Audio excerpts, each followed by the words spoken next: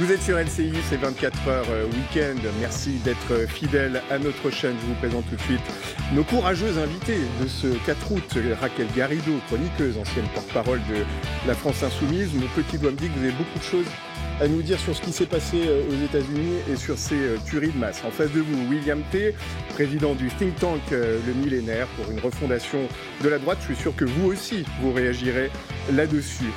Emmanuel Pierrin, vous êtes avocat, mais pas seulement, écrivain, chroniqueur, etc. Vous avez une vie multiple et très riche. On fera beaucoup de points de droit, donc ce sera intéressant avec vous de voir les États-Unis. Et puis Stéphane Attal, communicant, cofondateur de l'agence de communication Les Influenceurs. Et Dieu sait que la communication aux États-Unis en ce moment, y compris quand il y a des crises comme celle-ci, est importante. Les États-Unis, on va tout de suite rejoindre notre envoyé spécial, Marie Chantré. Vous vous trouvez à El Paso, où il y a eu une tuerie de masse, 20 morts, une des plus importantes de ces dernières années. Et bien sûr, Marie, comme toujours, ça relance à la fois un débat politique et sociétal sur les armes à feu. Oui, en effet, d'abord un petit état des lieux de là où nous nous trouvons, juste devant ce supermarché Walmart. Vous le voyez, les entrées sont bouclées par la police, impossible d'y accéder. Notamment, on a croisé des gens qui voulaient récupérer leur voiture et pour le moment, l'endroit est forcément inaccessible, encore ouvert aux enquêteurs qui cherchent la moindre trace, le moindre indice. En effet, vous en parliez, cette énième tuerie de masse, cette énorme fusillade avec 20 victimes, plus de 20 cibles et ces relance ce débat autour des armes et aussi autour du profil du tireur. Lorsqu'il a été arrêté par la police, il a tout de suite déclaré aux enquêteurs qu'il voulait tuer le plus de Mexicains possible. Ce sont ses mots. Il faut le rappeler, ici à El Paso, c'est la ville la plus frontalière avec le Mexique et la communauté latino-américaine est ici très importante. Les images de ce tireur présumé, Patrick Crassus, 21 ans, tournent en boucle en ce moment sur les chaînes, les médias américains. On le voit notamment avec des caméras de vidéosurveillance rentrer dans ce supermarché avec un simple t-shirt noir, un pantalon beige et cette arme à type AK-47 dans les mains avec un masque, un casque anti-bruit sur les oreilles. Les enquêteurs qui se penchent aussi actuellement sur un manifeste qu'il aurait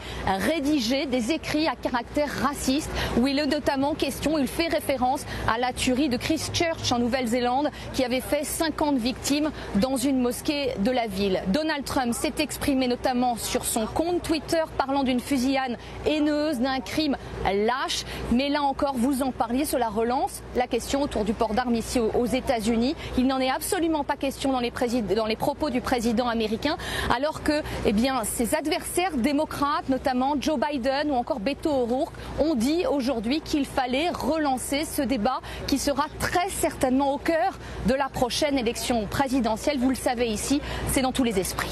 Merci beaucoup Marie, et vous avez raison de le dire, il y a la primaire des démocrates en ce moment. On va voir les tweets dont vous étiez en train de parler à l'instant, notamment ce tweet de Donald Trump immédiatement après la tuerie.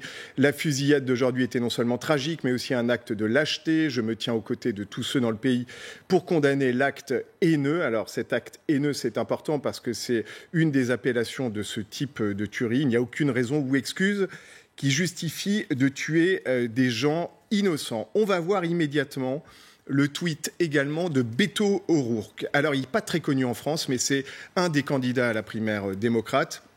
Il se trouve que lui est originaire d'El Paso. Il s'est rendu sur place immédiatement. Nous assistons à une augmentation des crimes haineux sous une administration dont le président traite les Mexicains de violeurs et de criminels. Trump est un raciste, il attise le racisme dans le pays. Joe Biden, qui est le favori dans la course à l'investiture démocrate, est un petit peu plus mesuré. Il faut dire que lui, il a été aux affaires avec Barack Obama. Il est grand temps d'agir et de mettre un terme à cette épidémie de violence liée aux armes. Voilà, alors le débat est lancé. Est-ce que c'est la faute de Trump ? On ne va pas faire d'anti-Trump de base, mais est-ce que c'est une forme de pompier pyromane ? Raquel Garrido. D'abord, moi j'ai beaucoup de difficultés à culpabiliser autrui pour les gestes d'une personne. Il faut faire très attention, je trouve, avec ce genre de raccourci qui consiste à dire quand un homme prend des armes pour tuer d'autres êtres humains, que ce serait la faute à un autre gars là-bas. Là. Bon, c'est peut-être mon défaut. Parfaitement raison. C'est mon défaut peut-être d'avocate, mais j'ai tendance à faire attention. En revanche, c'est pas pour une fois qu'on a dit ça, c'est évident qu'on a dans ce dossier au fond deux aspects. Le premier aspect, c'est celui de l'usage des armes proprement dit et de la possibilité tellement facile en fait d'avoir des armes. Et évidemment, pour avoir des tueries de masse, il faut pouvoir accéder à des armes. Aux États-Unis, il y a plus d'armes aux États-Unis que d'habitants. Par exemple, il y a des chiffres sur ce qu'on appelle les tueries de masse. On dit tueries de masse au-delà de 4 morts. 4 morts et plus, c'est tueries de masse. Il y en a plus d'un par jour aux États-Unis. On verra les chiffres tout à l'heure, effectivement. On en est à 251 tueries de masse depuis le début de l'année. Donc ça, c'est quand même un problème gravissime, un problème de société fondamental. Et puis après, il y a la question idéologique derrière, la question du racisme, la question des références racistes mondiales aujourd'hui, parce qu'il y a une grande internationale du racisme, puisqu'on avait vu à Christchurch que l'assassin avait lui-même fait référence au théoricien français Renaud Camus. Donc on exporte même nos théoriciens racistes, c'est pas très glorieux. Et dans un endroit, pour le coup, où c'est plus qu'ailleurs, peut-être encore plus absurde, parce que je rappelle que le Texas, c'était le Mexique jusqu'en 1836. Et c'est tout le débat, oui. Et en fait, donc l'idée que quelqu'un puisse dire à El Paso, je vais m'en prendre aux Mexicains, d'abord, c'est pas possible, parce que d'après les statistiques que j'ai vues, il a tué 20 personnes, il y en a 3 qui ont la nationalité mexicaine, 17 qui ont la nationalité états-unienne, mais pour lui... Donc en fait, mexicain, c'est une notion ethnique pour lui. C'est pas une notion de nationalité, c'est pas une nation civique. Dénoncer l'invasion, je cite, l'invasion hispanique du Texas. Voilà. Or, historiquement, ça n'existe pas. Ça, c'était l'Espagne jusqu'en 1821, date à laquelle les Mexicains ont eu l'indépendance de la couronne. Ensuite, c'était le Mexique et les colons, en fait, qui étaient à la fois d'origine européenne et d'origine mexicaine, parce que tout ça, c'était un grand mix. En 1836, ont obtenu l'indépendance, ont déclaré la République du Texas, qui au final s'est affiliée aux États-Unis. Donc tout ça, ça a toujours été très mélangé. C'est absurde de vouloir avoir une purification ethnique au Texas, mais on voit les dégâts fondamentaux de cette crise existentielle qui existe un peu partout et qui conduit à régler des questions peut-être d'autre ordre, peut-être sociales, peut-être psychologiques, que sais-je, par la violence et le ciblage de boucs émissaires. Vous avez parlé de chiffres, on va les voir et surtout on va les mettre en regard avec d'autres chiffres. 251 tueries de masse effectivement depuis le 1er janvier, ça fait plus d'une par jour, donc plus de 4 personnes touchées à chaque fois, c'est la définition de la tuerie de masse. Si on le compare par exemple, il y en a eu 3 au Mexique, 1 au Canada, 0 en Allemagne, en France ou en Grande-Bretagne. Il y a évidemment eu Christchurch en Nouvelle-Zélande.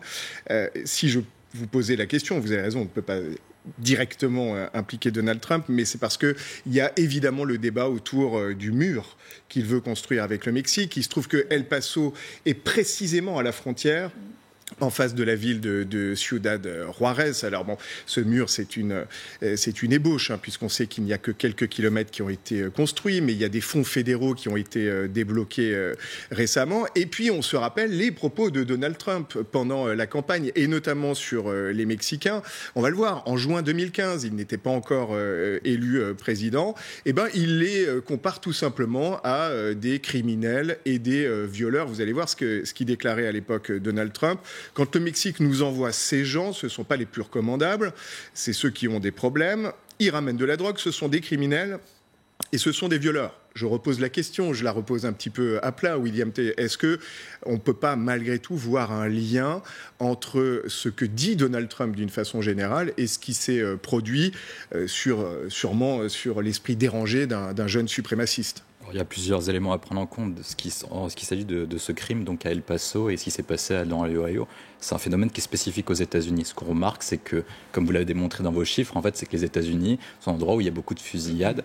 Et ensuite, il y a la question de la responsabilité de Donald Trump. Une étude menée par des chercheurs américains ont démontré que les crimes à caractère raciste ont monté depuis 2015-2016 avec les discours de Donald Trump qui ont pu encourager une forme de violence ou en tout cas de manifester le crime raciste.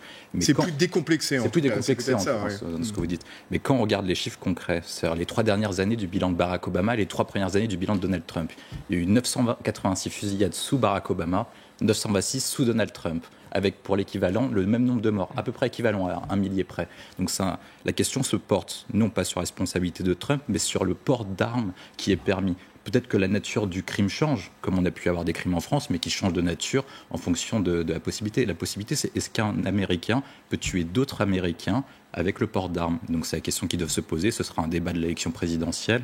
Et je pense qu'il y aura deux positions. Il y aura la position des démocrates qui seront contre le port d'armes et le président Donald Trump qui sera vraisemblablement pour. Et après, il y a la question des lobbies aussi et toutes ces questions-là. Ensuite, sur la question de Donald Trump, moi je pense que les démocrates, avec les tweets de Beto O'Rourke et Joe Biden, le démontrent parfaitement. C'est qu'en fait, ils ont la volonté d'instrumentaliser cette affaire pour faire oublier d'autres sujets sur la question de Donald Trump, ses résultats économiques, la question de l'immigration et une autre question qui est essentielle, l'inventaire du bilan de Barack Obama. Il a été élu en 2008, après 8 années de George Bush, pour réconcilier les Américains.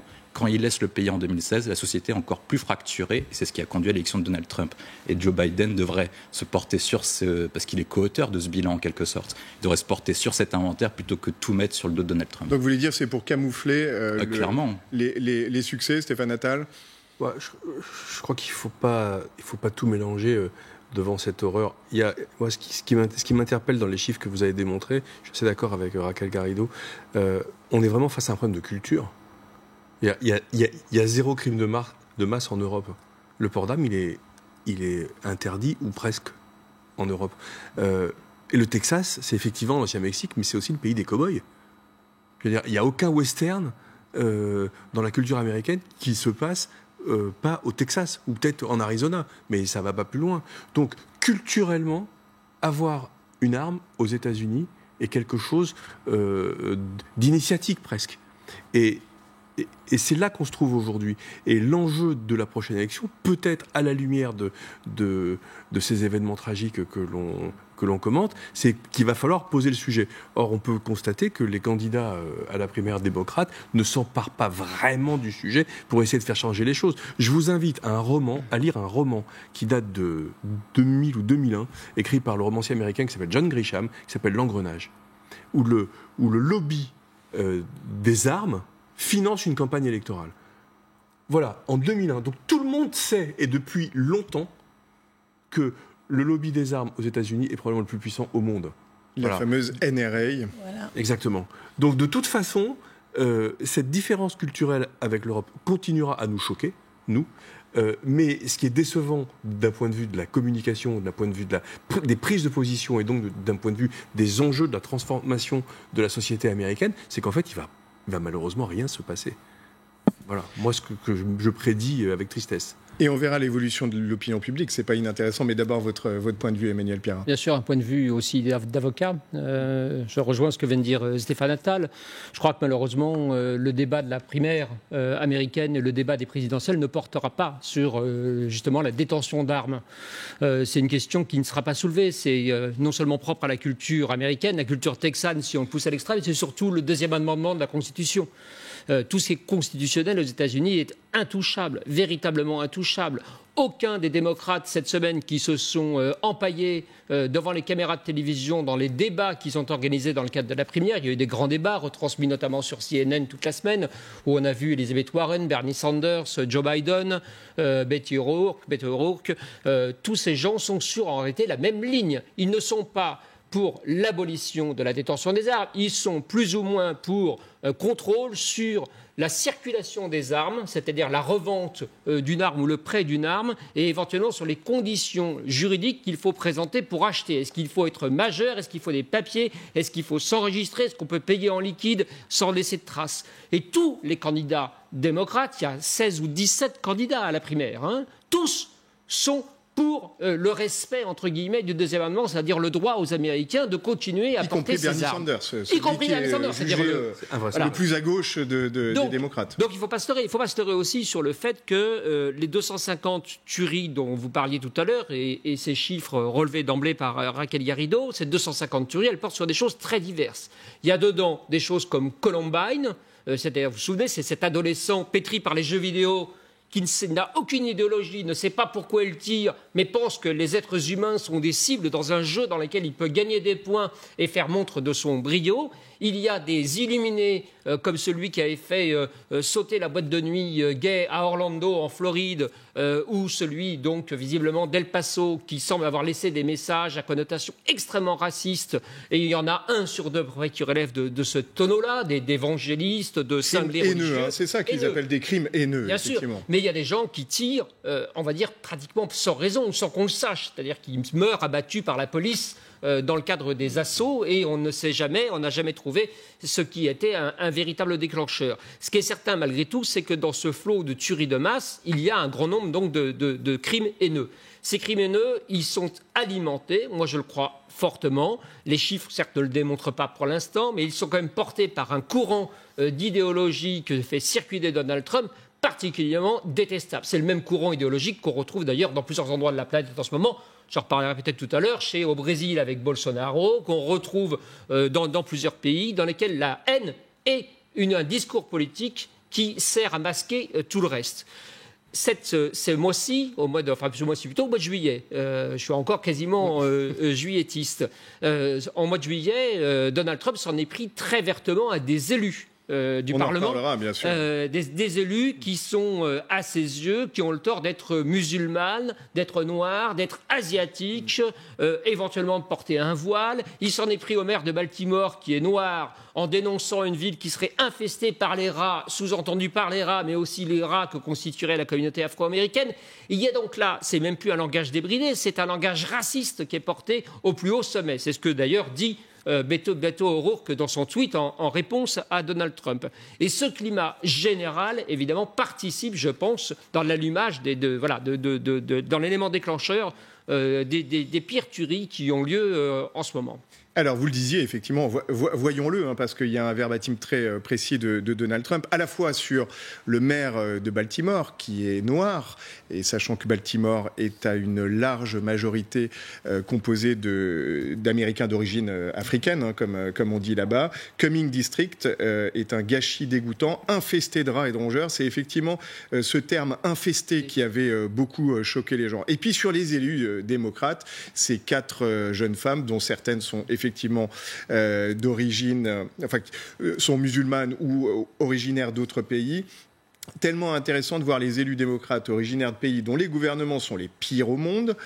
Et vous allez voir la fin de la phrase, dire haut et fort aux États-Unis, la plus grande et la plus puissante nation de la Terre, comment notre gouvernement doit être dirigé. Conclusion de Donald Trump immédiatement après, pourquoi ne retourne-t-elle pas dans ces endroits totalement défaillants dont elles viennent pour aider à les réparer. Alors, ce qui est comique, c'est qu'elles ont la nationalité américaine, naturellement. Elles n'auraient jamais été élues au Congrès si ça n'avait pas été le cas. Lorsqu'on demande ensuite à Donald Trump s'il est raciste, il se défend la main sur le cœur. Vous allez l'entendre, comme à chaque fois d'ailleurs.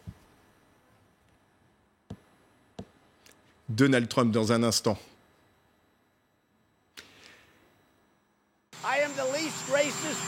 Je suis la personne la moins raciste au monde.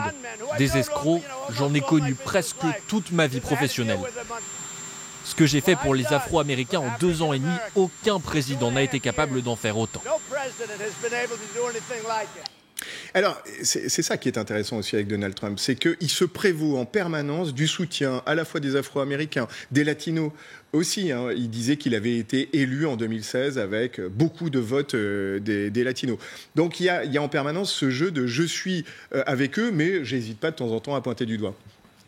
Moi, je n'arrive pas à m'habituer à cette façon de faire aux États-Unis qui consiste à dire il y a le vote des Latinos, le vote des Noirs, le vote des Juifs, le vote des musulmans, etc. C'est une façon de compartimenter la société et d'assigner à résidence C'est politique. lui qui le fait. Oui, non, mais de toute façon, tout le monde le fait ferait aux pas en États-Unis. France. Oui, bien sûr. Tout le monde le fait aux États-Unis. C'est une façon habituelle, usuelle de faire de la politique. Tout le monde le fait, les statistiques, les sondages, les machins. Et moi, je n'arrive pas à m'y faire parce que moi, j'ai connu les deux systèmes. Moi, je suis arrivée en France à l'âge de 14 ans. Je suis née au Chili. D'ailleurs, le genre de remarque du style, c'est quoi cette Chilienne qui dit au président Macron comment il faut gouverner, tu ferais mieux de rentrer chez toi. C'est pareil. Je l'entends, Qui vous l'a fait mais sur les réseaux sociaux, j'en reçois des messages comme ça provenant de militants macronistes ou de militants RN, mais souvent. Souvent, je veux dire, c'est quelque chose qui est de l'ordre de la conversation aujourd'hui.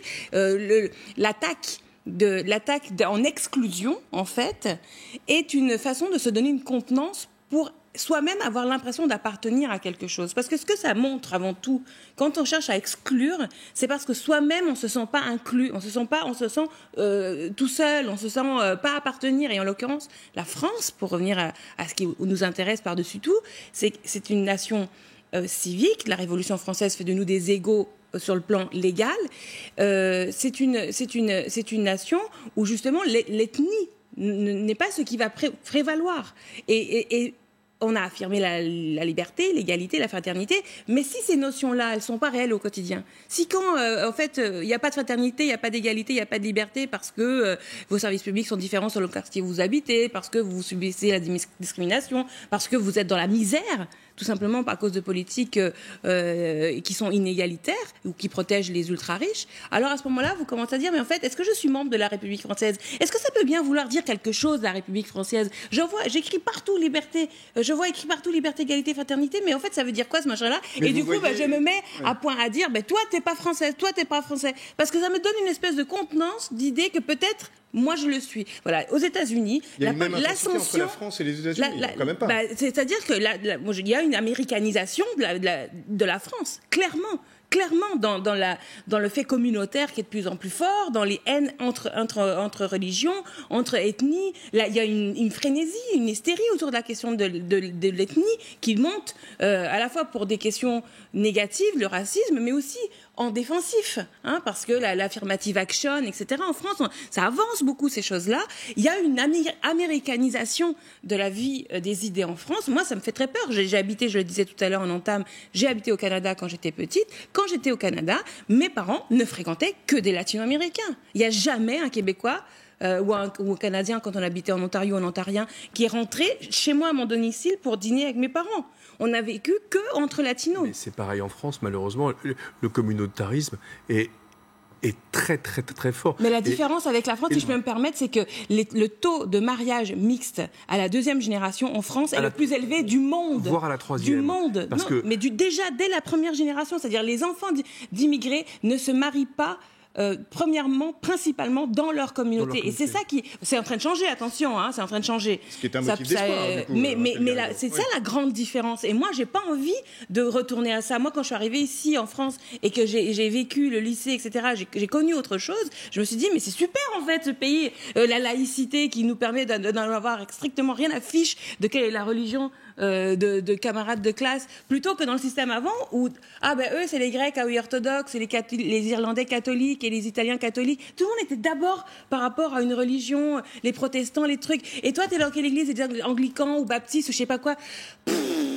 En fait, quand je suis arrivée en France, le fait d'être libérée de tout ça, ça m'a donné un grand sentiment de paix. Et j'avoue que ça fait maintenant 30 ans que je suis là, et je sens ronger dans ma nuque quelque chose qui ressemble à la société nord-américaine, et je trouve ça vraiment angoissant. Très fort, ça, rongé dans votre nuque. William T.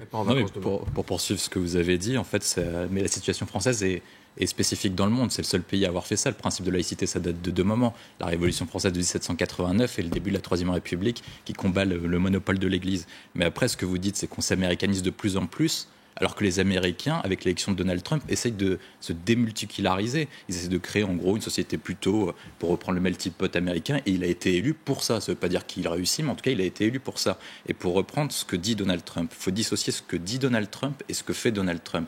Quand on compare le nombre d'emplois créés aux États-Unis, plus de la moitié de ces emplois reviennent à des minorités afro-américaines et mexicaines. Donc la politique de Donald Trump est bénéfique à tous les Américains. Moi, je pense qu'on le critique assez facilement sur son discours ou son langage. On devrait plutôt se féliciter d'avoir un président qui agit pour tout le monde. Alors certes, on peut condamner certains de ses propos et certaines de ses méthodes, mais en tout cas, on a un président efficace qui agit, et en plus, sa cote de popularité est supérieure à celle de Barack Obama au même moment. Et pour reprendre ce que vous avez dit sur les latinos, donc certes, nous, on ne pratique pas ces méthodes, ce qui a compartimenté les types d'électorats. mais il fait les mêmes niveaux de points d'intention de vote chez les Afro-Américains et chez les Latinos que Mitt Romney, qui était déclaré comme un candidat de droite plus modéré, tout plus classique. Donc Donald Trump est plutôt efficace. Moi, je pense qu'il va être réélu président des États-Unis parce qu'en face, ils n'ont personne à opposer. En tout cas, ils n'ont pas de projet. Ils n'ont pas réussi à se désolidariser de la défaite de Barack Obama pour 2 raisons. Il n'a pas réussi à réconcilier la société en 2008, il n'a pas réussi à répondre à la crise financière de 2008. Sauf si c'est Bernie Sanders le bat dans tous les sondages, oui, mais il n'est pas rattaché au bilan des démocrates. D'accord, mais il ne sera pas élu parce qu'aux États-Unis, il y a une règle spécifique à la primaire démocrate avec les super électeurs qui consistent à donner des voix supplémentaires aux sénateurs, aux députés et aux membres du parti. Et c'est comme ça qu'il avait perdu contre Hillary Clinton la dernière fois, donc il ne gagnera pas ce coup-ci. C'est Joe Biden les règles dépendent de chaque État. C'est complexe, on en reparlera, mais la dernière fois, il aurait pu. Il n'est pas passé si loin d'être désigné. En tout cas, les super électeurs démocrates soutiennent pour le moment Joe Biden. En tout cas, il y a eu, vous avez raison de signaler ce que vous signalez, une polarisation du débat autour de la question raciale avec Donald Trump, notamment au moment de l'élection de 2016. Enfin, ça n'est un secret pour personne. Il y a eu une utilisation, malgré tout, de ces leviers relativement faciles, de dire le noir, l'arabe, etc., ou le latino. Je pense qu'il faudra s'en souvenir, il faudra le lui reprocher, parce qu'en effet, il y a quand même de grandes possibilités pour qu'il soit réélu, parce que les Américains, ce sont des gens qui sont pragmatiques, ils vont réélire quelqu'un qui leur donne du travail. Il y a pratiquement le plein emploi aux États-Unis, et en plus, c'est une star. Faut pas oublier que la dernière élection américaine a surpris tout le monde parce que les moteurs électoraux ont été perturbés par le fait que les électeurs américains ont élu une star comme des fans et non pas un candidat comme des électeurs. Et l'addition des deux fait qu'il sera probablement réélu. Mais à son débit, il a libéré une parole raciste, mauvaise, qui fait des émules dans le monde entier. Et cette parole libérée, c'est ça qui crée les fractures dans les pays. On n'a pas le droit de parler. En France, jusqu'à peu de temps, on s'interdisait de parler comme ça. Il y a la retenue qu'on a obtenue grâce à la laïcité, grâce au respect de la religion de chacun et de l'appartenance de chacun dans la sphère privée, a empêché ces saillies racistes. Aujourd'hui, le président américain, qui est le président de la première puissance mondiale, s'autorise à faire ça. Il fait des émules et il va continuer à en faire. C'est ça que je trouve déplorable. Moi, je mets une limite à ce que vous dites. Pour moi, c'est pas Donald Trump qui libère la parole raciste, entre guillemets, dans le monde. C'est plutôt ce qui s'est passé comme axe structurel. Et notamment la crise financière de 2008. Il y a eu 2 cas qui étaient spécifiques dans toutes les sociétés occidentales. Parce que si ça arrivait uniquement aux États-unis, ça arriverait à partir de 2015. C'était un rejet des élites, la crise financière de 2008. Non, mais en fait, ce qui s'est passé avec la crise financière de 2008 aux États-Unis, c'est que pour la première fois, il y a eu 4-5 millions de personnes qui ont dormi dans leur voiture le soir, pendant leur journée, qui ont perdu leur logement. Et c'est ça qui a libéré cette parole, parce qu'en fait, avec l'affirmative action imaginée par John Fitzgerald Kennedy et mise en place par Lyndon Johnson, on a compartimenté la société. Mais le but de ces théoriciens, c'est qu'ils ont dit que la politique de discrimination positive devait être à court terme. Et ils ont accentué le fait, on l'a vu avec l'étude d'Harvard, qui favorisait un écart de 230 points pour les entrées entre les Afro-Américains et qui pénalisait les Américains d'origine asiatique. Mais est-ce que le rôle d'un dirigeant politique n'est pas malgré tout de ne pas désigner de victime expiatoire ? Bien sûr, ça devrait être son rôle. Et Donald Trump s'est construit, alors d'une part depuis 2-3 ans sur une lutte relativement efficace contre le chômage, il faut l'admettre. En tout cas, est-ce qu'il a bénéficié des chiffres et d'un contexte général économique, peut-être pas uniquement. Donc, il peut se prévaloir de ça. De l'autre côté, c'est un président qui s'est construit sur quoi ? Sur les réseaux sociaux, un discours de haine interne et international. C'est un discours de haine à l'international, qui a consisté d'abord à cracher sur les Coréens du Nord, à cracher sur le Soudan, à cracher sur tout le monde à peu près, avant finalement d'essayer de passer des traités. L'Iran, la Chine, avec cette guerre commerciale qui, si elle devient plus intense, va beaucoup compliquer sa réussite ou son triomphalisme économique. Mais jamais ses partenaires économiques, l'Arabie Saoudite ou Non, jamais ses vrais partenaires économiques. Ceci dit, la Chine est un vrai partenaire économique et il y a là un vrai bras de fer très important. Mais ce discours de haine, il passe par le mur, le discours contre les Mexicains, le discours interne qu'on a vu contre les parlementaires ces derniers temps, porté aussi par cette autre caractéristique américaine qui est la liberté d'expression absolue. Le premier amendement de la Constitution, le port d'armes, c'est le deuxième amendement. Le premier amendement, c'est l'absolue liberté d'expression que nous ne connaissons pas, nous, ici. Ici, la Déclaration des droits de l'homme de 1789, elle l'a autorisé, mis une liberté d'expression très grande, mais des limites. Et ces limites, le législateur vient de les rappeler, notamment Laetitia Avia vient de faire voter une loi que je trouve très intéressante sur les discours de haine sur Internet. C'est le discours de loi qui est en train de passer, ou en tout cas d'être adoptée, et très intéressante parce qu'elle montre la spécificité de notre position, qui est souvent très incomprise à l'étranger, d'être à la fois très en faveur de la liberté, sauf quand cette liberté menace la liberté des autres et qu'elle devient une liberté d'expression à caractère antisémite, raciste, LGBTphobe, etc., sexiste notamment. Et là, Donald Trump utilise à fond la manette du premier amendement. Et en face, personne ne lui rétorquera. Ils peuvent dénoncer son racisme, mais personne ne peut venir sur le contrôle de la parole. Parce que là aussi, les démocrates ne peuvent pas venir dédire ou médire sur le premier amendement de la Constitution. Donc ils sont coincés. Ils sont coincés sur le second amendement, le deuxième amendement, ils sont coincés par le premier amendement, ils sont coincés par le chômage.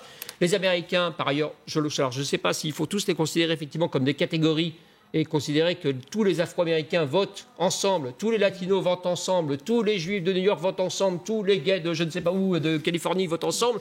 En tout cas, ce qui est certain, c'est que il y a pas de sujet autre qui va les intéresser. Je pense malheureusement que le discours de haine interne et la réussite économique, le fait qu'ils crachent sur la moitié de la planète, le fait que, etc., tout ça semble passer par pertes et profits. Les dispropositions intéressantes qui ont été émises cette semaine dans le débat des démocrates, elles n'ont pas eu un écho retentissant. Réformer la Cour suprême pour éviter qu'elle ne soit politisée, celle qui juge donc la constitutionnalité des règles.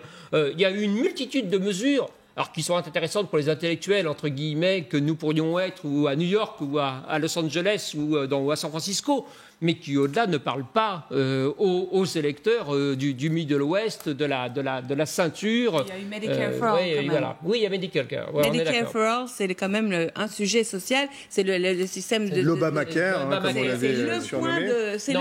Que Trump aimerait beaucoup, d'ailleurs, réformer aussi. Oui, c'est le sujet sur lequel les États-Unis regardent vraiment l'Europe, pour le coup. C'est la question de l'État-providence. Aux États-Unis, c'est pas perçu fait comme nous. La plupart des propositions sont d'ordre assurantiel. C'est de créer des marchés d'assurance.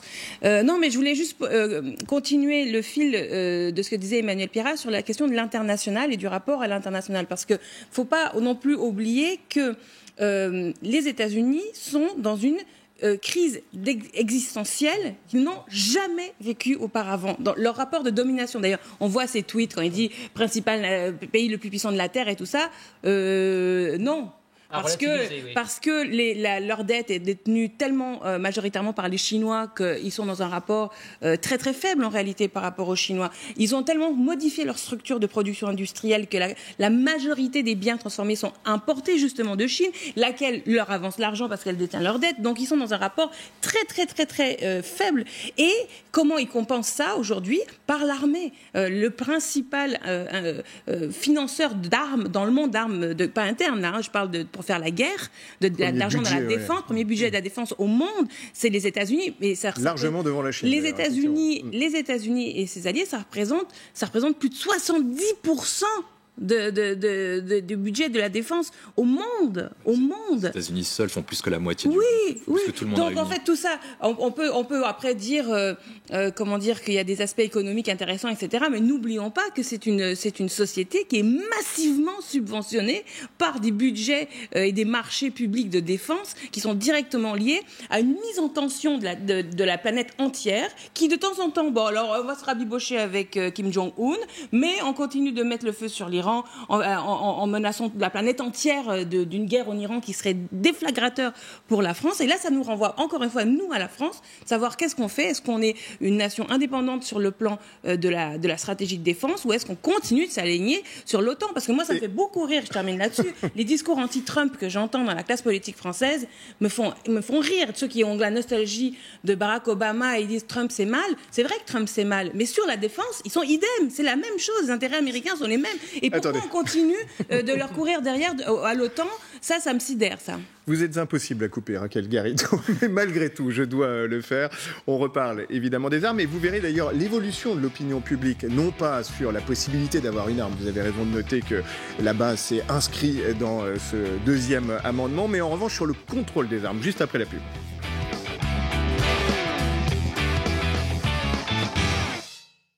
votre programme.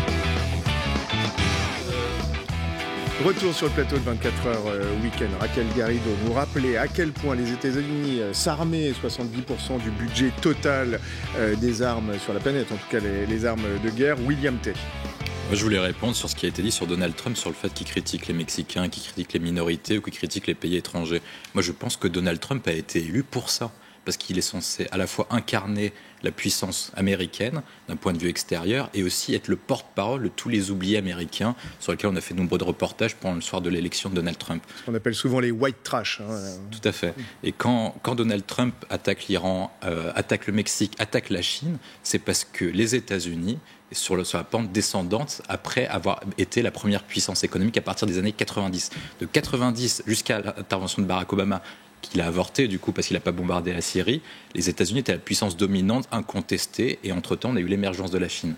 Ce qu'on a remarqué, c'est que depuis le milieu des années 2000, si les États-Unis tentent d'envahir la Chine, ils ne sont pas sûrs de gagner, ce qui n'était pas le cas auparavant. Auparavant, ils envoyaient les porte-avions, les avions, tout ça, toute l'armada, ils gagnaient facilement, ce qui n'est plus le cas.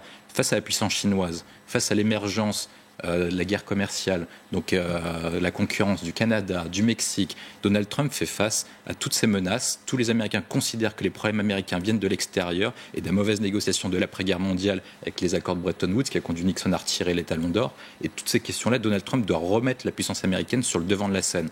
Et face à cela, donc il utilise plusieurs méthodes, il négocie avec beaucoup de sémantique, puisque beaucoup de sémantique, mais beaucoup d'action aussi, parce que quand il attaque la Chine, ça nous profite aussi.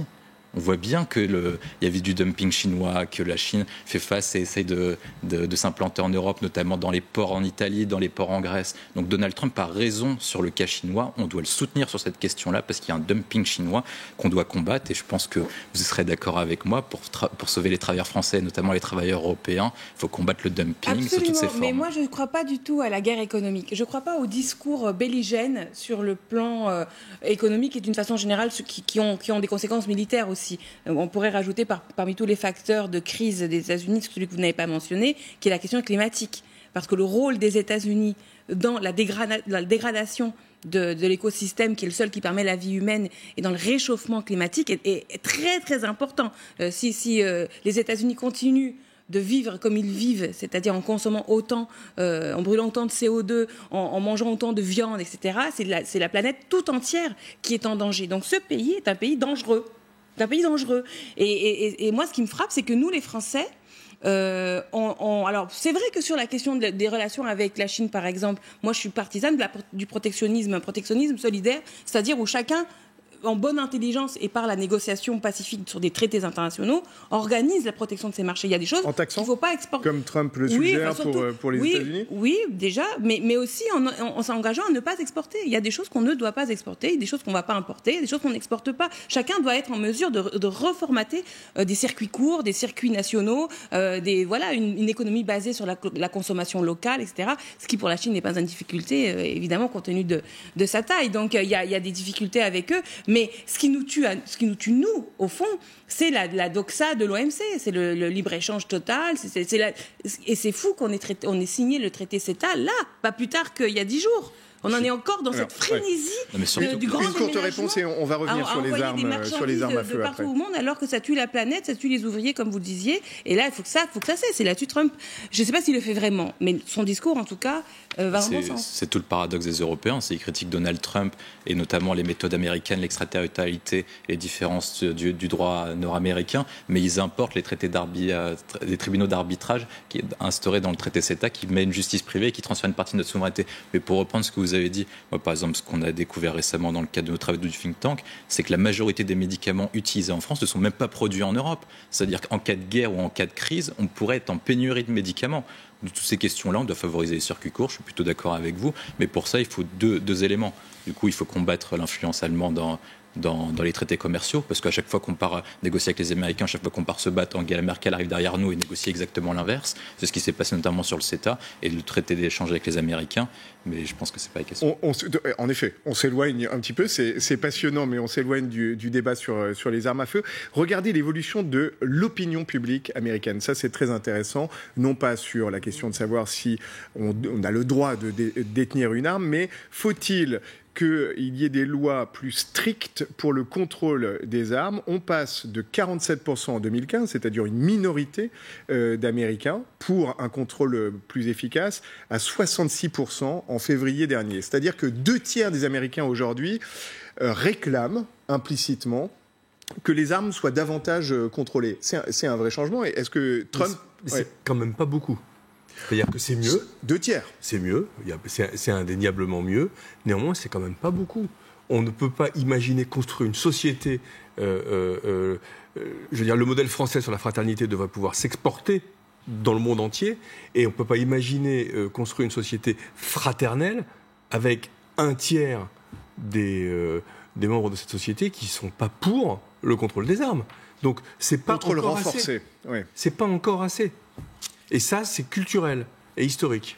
Non, la seule chose rassurante, c'est que les jeunes sont plus en faveur du contrôle des armes. Il y a eu ces images très saisissantes. Vous vous souvenez, il y a quelques mois, des adolescents, des lycéens et des très jeunes étudiants qui ont pris la parole publiquement, qui ont pleuré leurs camarades en dénonçant la responsabilité des armes, de la NRA, le comportement des politiques. Ça n'avait pas eu lieu au moment de Columbine. Vous faisiez allusion au lycée de Columbine à l'époque. Et en effet, sur les dernières tueries dans des lycées... Il y avait eu le film de Michael Moore, Bowling for Columbine, et puis c'était à peu près tout. Oui, c'est ça. C'était à peu près tout, bien sûr. Mais là, il y a eu ces images extrêmement marquantes de la part de jeunes gens très éloquents qui ont pris la parole, qui ont martelé le fait qu'ils croyaient à une Amérique dans laquelle les armes devaient être contrôlées. Donc les pourcentages d'Américains en faveur du contrôle sont très faibles, parce que culturellement, encore une fois, on en revient toujours à cette histoire de Far West, de détention des armes, de construction des États-Unis, de deuxième amendement de la Constitution.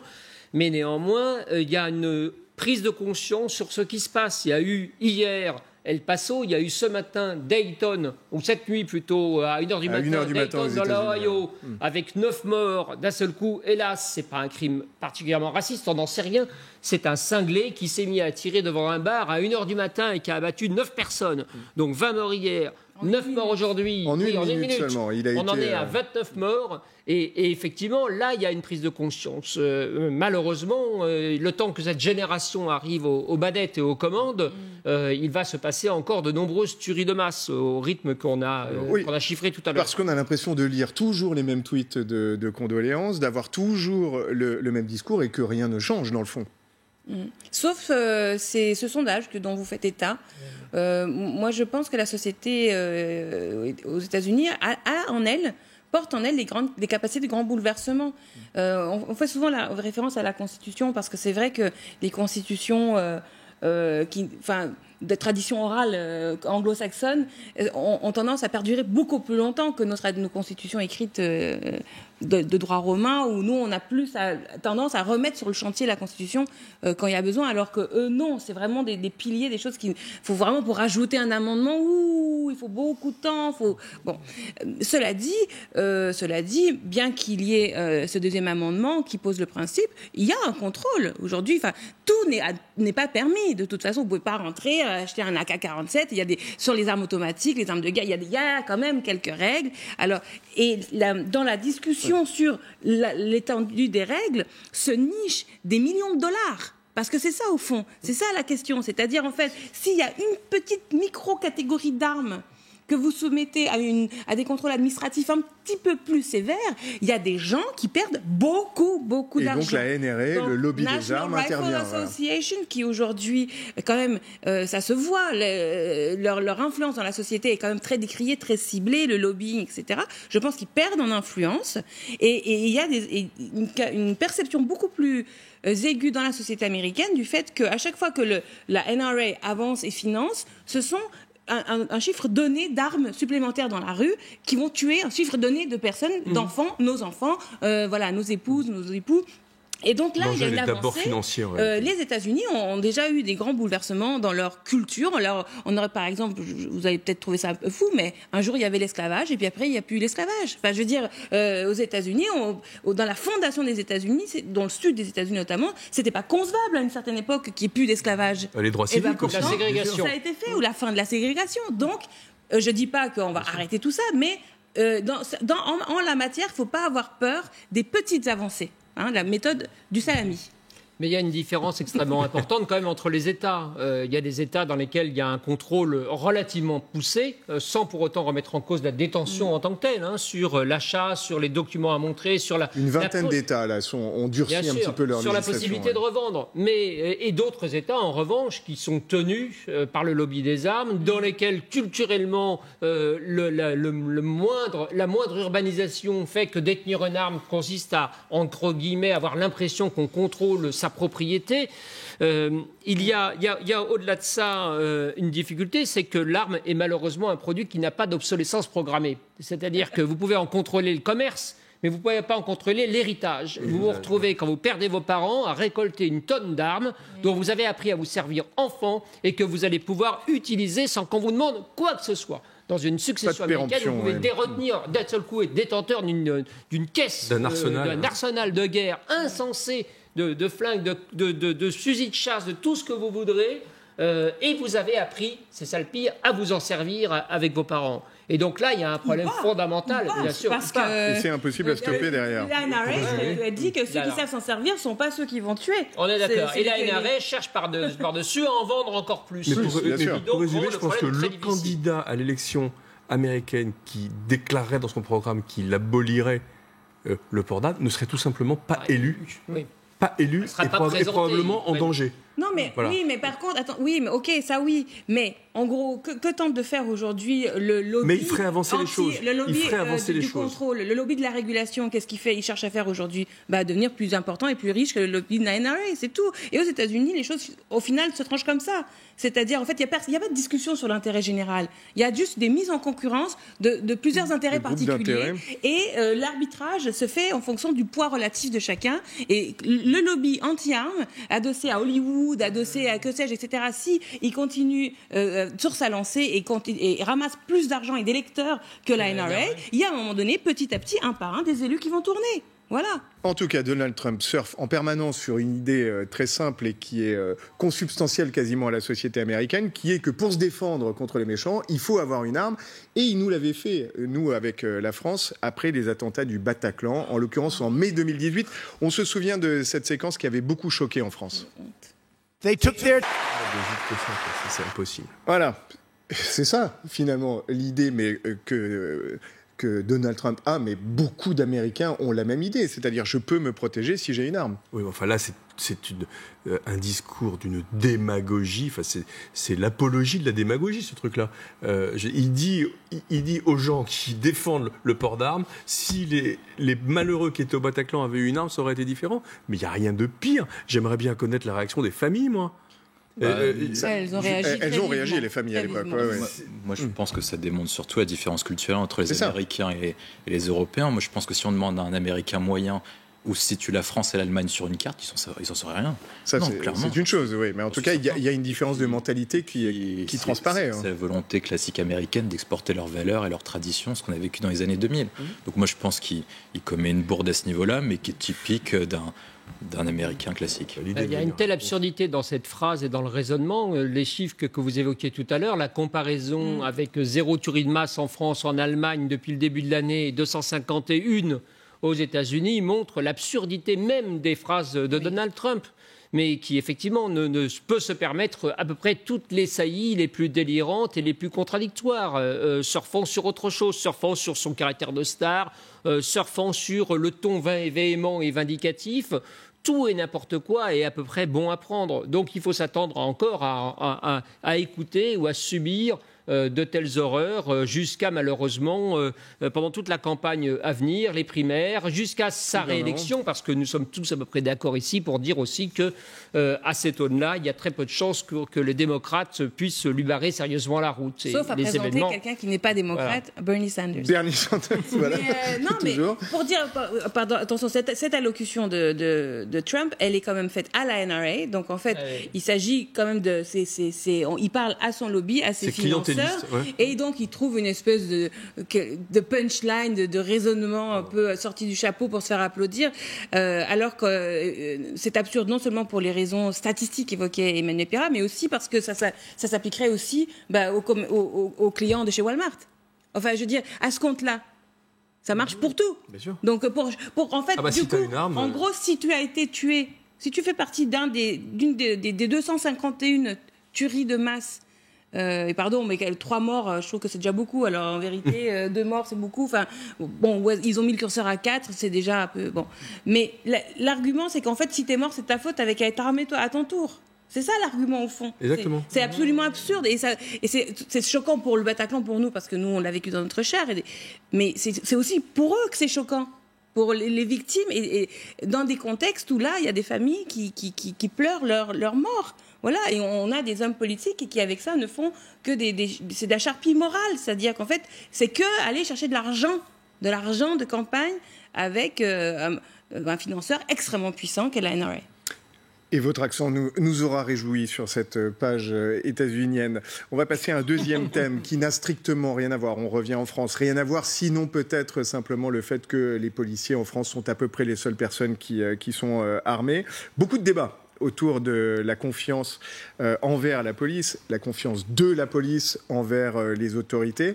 Et il y a eu des violences policières qui ont été dénoncées ces derniers jours. Évidemment, c'est un secret pour personne. On y reviendra dans un instant. Mais un sondage ce matin dans le journal du dimanche nous a, je crois, tous intéressés parce qu'il va un petit peu à l'encontre de l'image de ces derniers jours, une image de défiance vis-à-vis de la police, puisque vous le voyez, 71% des gens ont soit de la confiance, soit de la sympathie pour la police, et simplement 6% ont de l'hostilité. Et quand on demande aux Français de juger l'efficacité de la police, vous allez voir également qu'il y a une très forte progression, puisqu'en 2012, les Français jugeaient à 50% que la police était efficace, et aujourd'hui, c'est 68%. Bref, en tout cas, d'un point de vue statistique, il y a presque une injonction contradictoire par rapport aux images que l'on a vues ces derniers temps, et pas plus tard qu'hier d'ailleurs à Nantes, avec ces manifestations qui ont été un tout petit peu violentes par moment, contre les violences policières. Là, on voit une des images symboliques au moment où les manifestants passent non loin de la préfecture, je crois. Violence extrêmement limitée puisqu'il n'y a eu que 2 personnes blessées, une quarantaine d'interpellations. En tout cas, 3000 personnes qui manifestaient contre les violences policières. C'est un peu curieux, non, de voir la photographie que donne toujours un sondage, et puis des mouvements de plus en plus fréquents de mobilisation contre, je mets encore des guillemets, les violences policières. Les Français sont peut-être un petit peu moins sensibles au flot d'images qui leur a été déversé depuis le 17 novembre, on va dire. On va s'arrêter là en termes de... Début de la mobilisation des Gilets jaunes. Dans le rétroviseur. Peut-être qu'ils sont moins sensibles aujourd'hui à ces images-là et qu'ils ont le recul nécessaire pour accorder leur confiance à la police à 50% et leur sympathie, enfin, à être 2 Français sur 71% d'images positives. Il y a 2 Français sur 3 qui ont une image positive de la police. Peut-être que c'est ça. Et si c'est ça, je trouve que c'est plutôt pas mal d'un point de vue de la maturité des Français à encaisser l'information et les flots d'images et des chaînes d'information qui, faisant leur travail, à un moment donné, aussi peuvent provoquer une crise de confiance à leur corps défendant, bien entendu, dans l'esprit des Français. Moi, je trouve que ce sondage est assez rafraîchissant quelque part. Peut-être pas vous, Raquel Garrido. Non, mais surtout, pardon, mais je comprends pas la présentation qui en est faite, oui. Parce que il n'y a pas 71% d'images positives, puisque de 2 choses l'une, soit les gens qui ont dit sympathie. Oui, mais pardon, mais soit tous ceux qui ont dit sympathie ont aussi dit confiance, ou tous ceux qui ont dit confiance ont aussi dit sympathie. Et à ce moment-là, on est effectivement dans les étiages de 70%. Mais c'est pas le cas. Sinon, vous mettriez 70% ont dit confiance et 70% ont mis sympathie. C'est ce qu'on appelle les plutôt d'accord dans les sondages, qui fait qu'effectivement, il y a 70%. Donc, un avis plutôt favorable à la police. Pardon, voilà. donc oublions le chiffre de 70% qui n'existe pas. À la question, statistiquement, sondagièrement, il n'existe pas. Il n'y a aucune réponse qui a donné lieu à 70% non, mais c'est parce qu'il y a 4 catégories. Il y a une catégorie qui est très favorable. Non, mais il y a 100% des gens qui répondent à chaque question. Donc, pardon, mais là, on parle de méthodologie. J'additionnais la confiance et la sympathie. Mais il n'y a pas lieu d'additionner. Si, parce que le total des catégories fait 100%. Mais non, pas du tout. Mais si, mais non. Vous mettez le sondage. Ben alors, c'était un choix. Il faut choisir entre soit sympathie, soit confiance. C'est ça, oui. Entre les quatre catégories. Ou soit ne s'exprime pas. Ce qui fait 97% là, Pardonnez-moi, moi, et puis il y a 3% de ne se prononce pas. Voilà. Ouais, bon, bref, moi personnellement, je trouve que pour qu'une société soit stable, c'est pas possible. 50%, c'est beaucoup trop faible. 50% de confiance en la police, c'est un chiffre qui est beaucoup trop faible, pardonnez-moi. Normalement, on doit être dans des étages beaucoup plus élevés. Et s'il y a une absence de confiance sur un Français sur deux,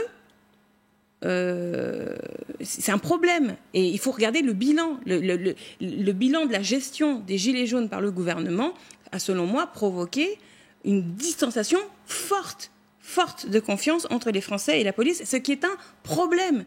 Pour moi, c'est très inquiétant. Et c'est d'autant plus inquiétant que ça provoque dans la police. Et là-dessus, je vous renvoie à des expressions publiques, notamment du syndicat de commissaires actuellement sur les réseaux sociaux, qui sont très hostiles, très agressifs, calomniateurs, injurieux, diffamateurs, enfin bon, bref, diffamatoires. Vraiment, parce qu'ils se sentent dans une espèce de panne de sens, les policiers. J'enlève les 10 000 postes qui avaient été enlevés par Sarkozy, 25 millions d'heures supplémentaires qui ne sont pas réglées. Depuis que Emmanuel Macron est entré en fonction, nous en sommes à 110 suicides. 110 suicides, sans même parler des gendarmes. Mais vous faites le lien avec Emmanuel Macron ou... Non, mais là, je compte. C'est-à-dire, je ne vais pas le rendre responsable de ce qui s'est passé avant. Mais depuis qu'il est là, il y a 110 suicides. Donc, il y a une perte de sens très grave dans la police sur leur service, le service qu'ils doivent rendre aux concitoyens. Et le gouvernement, quand il se prend un mouvement social comme le Gilet jaune, plutôt que de répondre politiquement par l'économique, le social, etc., on voit quoi? La matraque. Or, les policiers, ils sont pas là pour ça. 17 milliards d'euros, hein, quand même. 10 milliards, vous exagérez un peu, je trouve. Mais cela dit, ils ont quand même envoyé la matraque. Bon. Et on a un ministre de l'Intérieur, Castaner, qui a beaucoup utilisé la police quelque part pour ne pas avoir à affronter lui-même les Français. Donc il envoie les policiers contre les Français et ça a donné lieu à des abus, ça a donné lieu à un usage disproportionné de la force, 5 mains arrachées par des armes dont le défenseur des droits lui-même dit que c'est des armes de guerre puisqu'il y a de la TNT dedans, ça ne devrait pas être utilisé dans du maintien de l'ordre interne, 25 yeux arrachés, œils arrachés.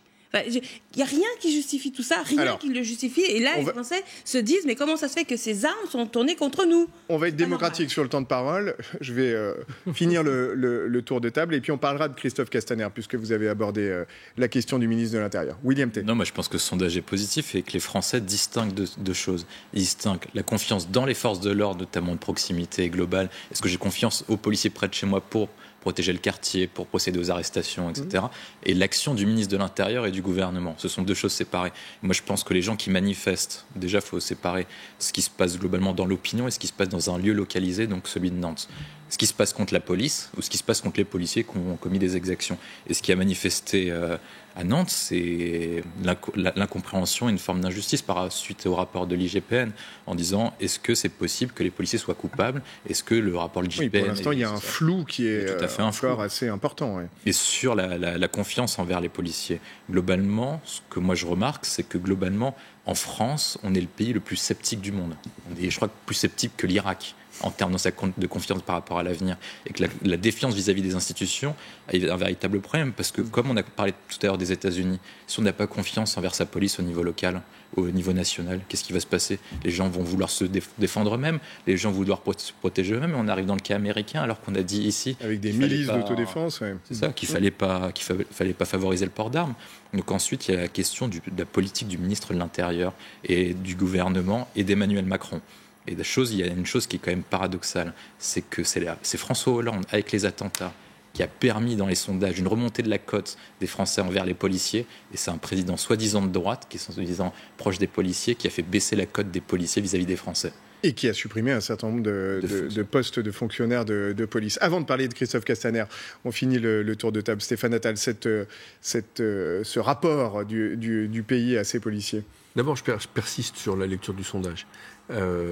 Parce que scientifiquement, il se lit comme ça. Il se lit qu'il y a quand même 70% d'intentions positives. Même si Et seulement horizontalement, 26, je suis entièrement d'accord avec vous pour dire qu'un Français sur deux qui a confiance, qui déclare avoir confiance en la police, c'est pas suffisant. On est bien d'accord. Mais le sondage, il se lit verticalement aussi. Oui, donc en fait, j'ai compris ce que vous m'avez dit sur les total 100%. Mais alors, je trouve ça absurde, moi, de choisir entre confiance et sympathie. Il faut révolutionner le monde. On transmettra au JDD. Non, ben oui. Il faut révolutionner le monde de la C'est vraiment une sondage. façon après de manier des chiffres pour faire de la conversation sur les chaînes d'infos. Malheureusement, c'est comme ça que ça se fait. Que vous entretenez d'ailleurs avec beaucoup de talent, avec brio. Absolument. Donc, le premier point, c'est ça. En effet, moi, je crois que la communication a un impact immédiat sur les chiffres des sondages, quels qu'ils soient. Et ce qu'on peut déplorer, c'est le déficit de communication positive autour de l'action de la police qui, relayé ainsi, pourrait donner une meilleure confiance. Voilà. Mais il n'y a pas un Français, je pense que les Français, s'ils disent qu'ils ont confiance dans la police, à 50%, à 100%, ils ont confiance dans les policiers, ceux qui sont proches d'eux, ceux qui vont aller les protéger quand il y a des problèmes de cambriolage. Il y a 6% qui sont hostiles à la police quand même, on ne peut pas les enlever dans ce ils existent partout, ces gens-là. Voilà. Mais ils sont peut-être un peu borderline aussi. Emmanuel Pierre. Non, je crois que malheureusement, les Français sont un peu habitués à ce qu'il existe des bavures policières ou des dysfonctionnements. Il y a un mort par mois, c'est l'avocat qui parle, il y a un mort par mois environ, lié à ce qu'on appellerait une bavure policière. Je ne parle même pas des blessés. Alors les Français font quoi face à ça? Ils sont un peu habitués, parce qu'ils sont habitués malheureusement depuis janvier 2015 à être rassurés par la présence aussi bien des militaires enrôlés dans Vigipirate que des policiers. Et ils ont raison d'être rassurés d'un côté. Et puis en même temps, ils sont tiraillés aussi. Les images de policiers suicidés, les conditions de travail extrêmement difficiles, l'absence de congés, la mobilisation les samedis en raison, je ne les accuse pas, des manifestations des Gilets jaunes. Tout ça ne peut qu'attirer une certaine sympathie vis-à-vis des policiers. Mais de l'autre côté, il y a néanmoins les violences policières qui sont réelles. Vous pouvez lire l'excellent livre, malheureusement, d'Assa Traoré et de Geoffroy de la Gannerie, Justice pour Hamada, qui revient sur ce cas. Sur ce cas effrayant, effroyable, et qui est l'occasion cynisme, et c'est ainsi de démontrer mathématiquement la façon dont nous habituons dans une démocratie à ce que notre police dysfonctionne. Et ça, c'était extrêmement dangereux et très important de l'avoir à l'esprit. Il y a quand même 3000 personnes hier à Nantes qui se sont mobilisées. C'est pas rien, un samedi début du mois d'août, 3000 personnes dans les rues d'une ville. Espéraient, tout de même. Bien sûr, mais c'est quand même très important et c'est une émotion légitime. Pourquoi ? Parce qu'il y a deux dysfonctionnements. Il y a d'abord ce qui s'est passé le 21 juin, au soir. Alors, qu'il y ait des gens qui soient tombés à l'eau avant l'arrivée des policiers parce qu'ils prenaient des substances diverses, légales, illégales, bien sûr. Le dispositif de sécurité, on pourra en reparler. Mais il y a quand même ce commissaire de police qui, malgré 2 ordres dans lesquels on lui dit d'arrêter d'envoyer des grenades, continue. Il y a plus d'une trentaine de grenades lacrymogènes qui sont envoyées. Il y a 10 envois de lanceurs de balles de défense. Il y a une douzaine de grenades de désencerclement. On est la fête de la musique le 21 juin dans un port. Quelle est cette idée délirante selon laquelle on doit tout faire rentrer dans l'ordre ou arrêter la musique à 4 heures du matin? Et il y a surtout derrière le rapport de l'IGPN, qui est un rapport absolument pas contradictoire. C'est un rapport dans lequel on n'auditionne que des policiers, la préfecture, on auditionne l'État et la police. Pas un seul des témoins, des participants à cette fête de la musique, à ces événements, n'a été interrogé, pas un seul. Donc là, il y a quelque chose qui montre, qui est révélateur d'un dysfonctionnement. Ça ne veut pas dire que tous les policiers sont à montrer du doigt, ça ne veut pas dire que la police est gangrenée, que c'est un mal qui les touche tous, mais il y a quelque chose que nous devons affronter, que nous devons regarder en face. Et on ne peut pas se cacher derrière les raisons sécuritaires et le terrorisme depuis janvier 2015 pour continuer à laisser les libertés publiques être malmenées, violées, et donner des blancs-seings à toute personne qui porte un uniforme. Et pourtant, il y a un doute qui est né ces derniers temps, y compris dans l'esprit de Christophe Castaner. Vous parliez de l'utilisation des gaz lacrymogènes. Écoutez ce qu'il disait à Orly, en l'occurrence. Et ce que je sais, pour avoir lu comme vous à la fois le rapport et la synthèse, c'est que de toute façon, il y a un questionnement sur l'utilisation des lacrymogènes. D'ailleurs, vous avez un responsable qui, dans la cellule de gestion de l'événement, constate qu'il y a l'envoi des lacrymogènes et demande que les lacrymogènes soient arrêtés. Et donc il y a un questionnement qui apparaît dans la conclusion sur l'opportunité d'avoir déclenché l'usage des lacrymogènes. Non pas sur le risque encouru par les forces de sécurité qui ont été violentées à ce moment-là, mais sur l'utilisation des lacrymogènes. La question est posée. C'est aussi à cela que nous devons répondre et les enquêtes complémentaires doivent répondre. Raquel Garrido. Non, mais on voit qu'il recule, Christophe Castaner, parce que c'est la première fois, depuis qu'il est en poste, que je l'entends admettre peut-être une erreur sur les moyens mis en œuvre dans une opération de maintien de l'ordre. Et en l'occurrence, c'est tellement évident qu'on ne coupe pas la visibilité alors qu'on est à proximité de l'eau, c'est une évidence que ça, c'est une faute. Mais il lui a fallu combien de jours ? 40 jours, plus que 40 jours pour admettre cela.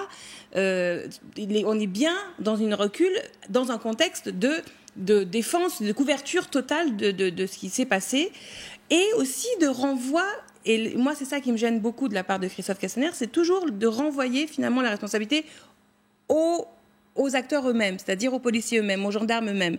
Et ça, c'est une tradition. Bernard Cazeneuve avait fait pareil pour Rémi Fraisse et les gendarmes. C'est-à-dire, il n'y a pas...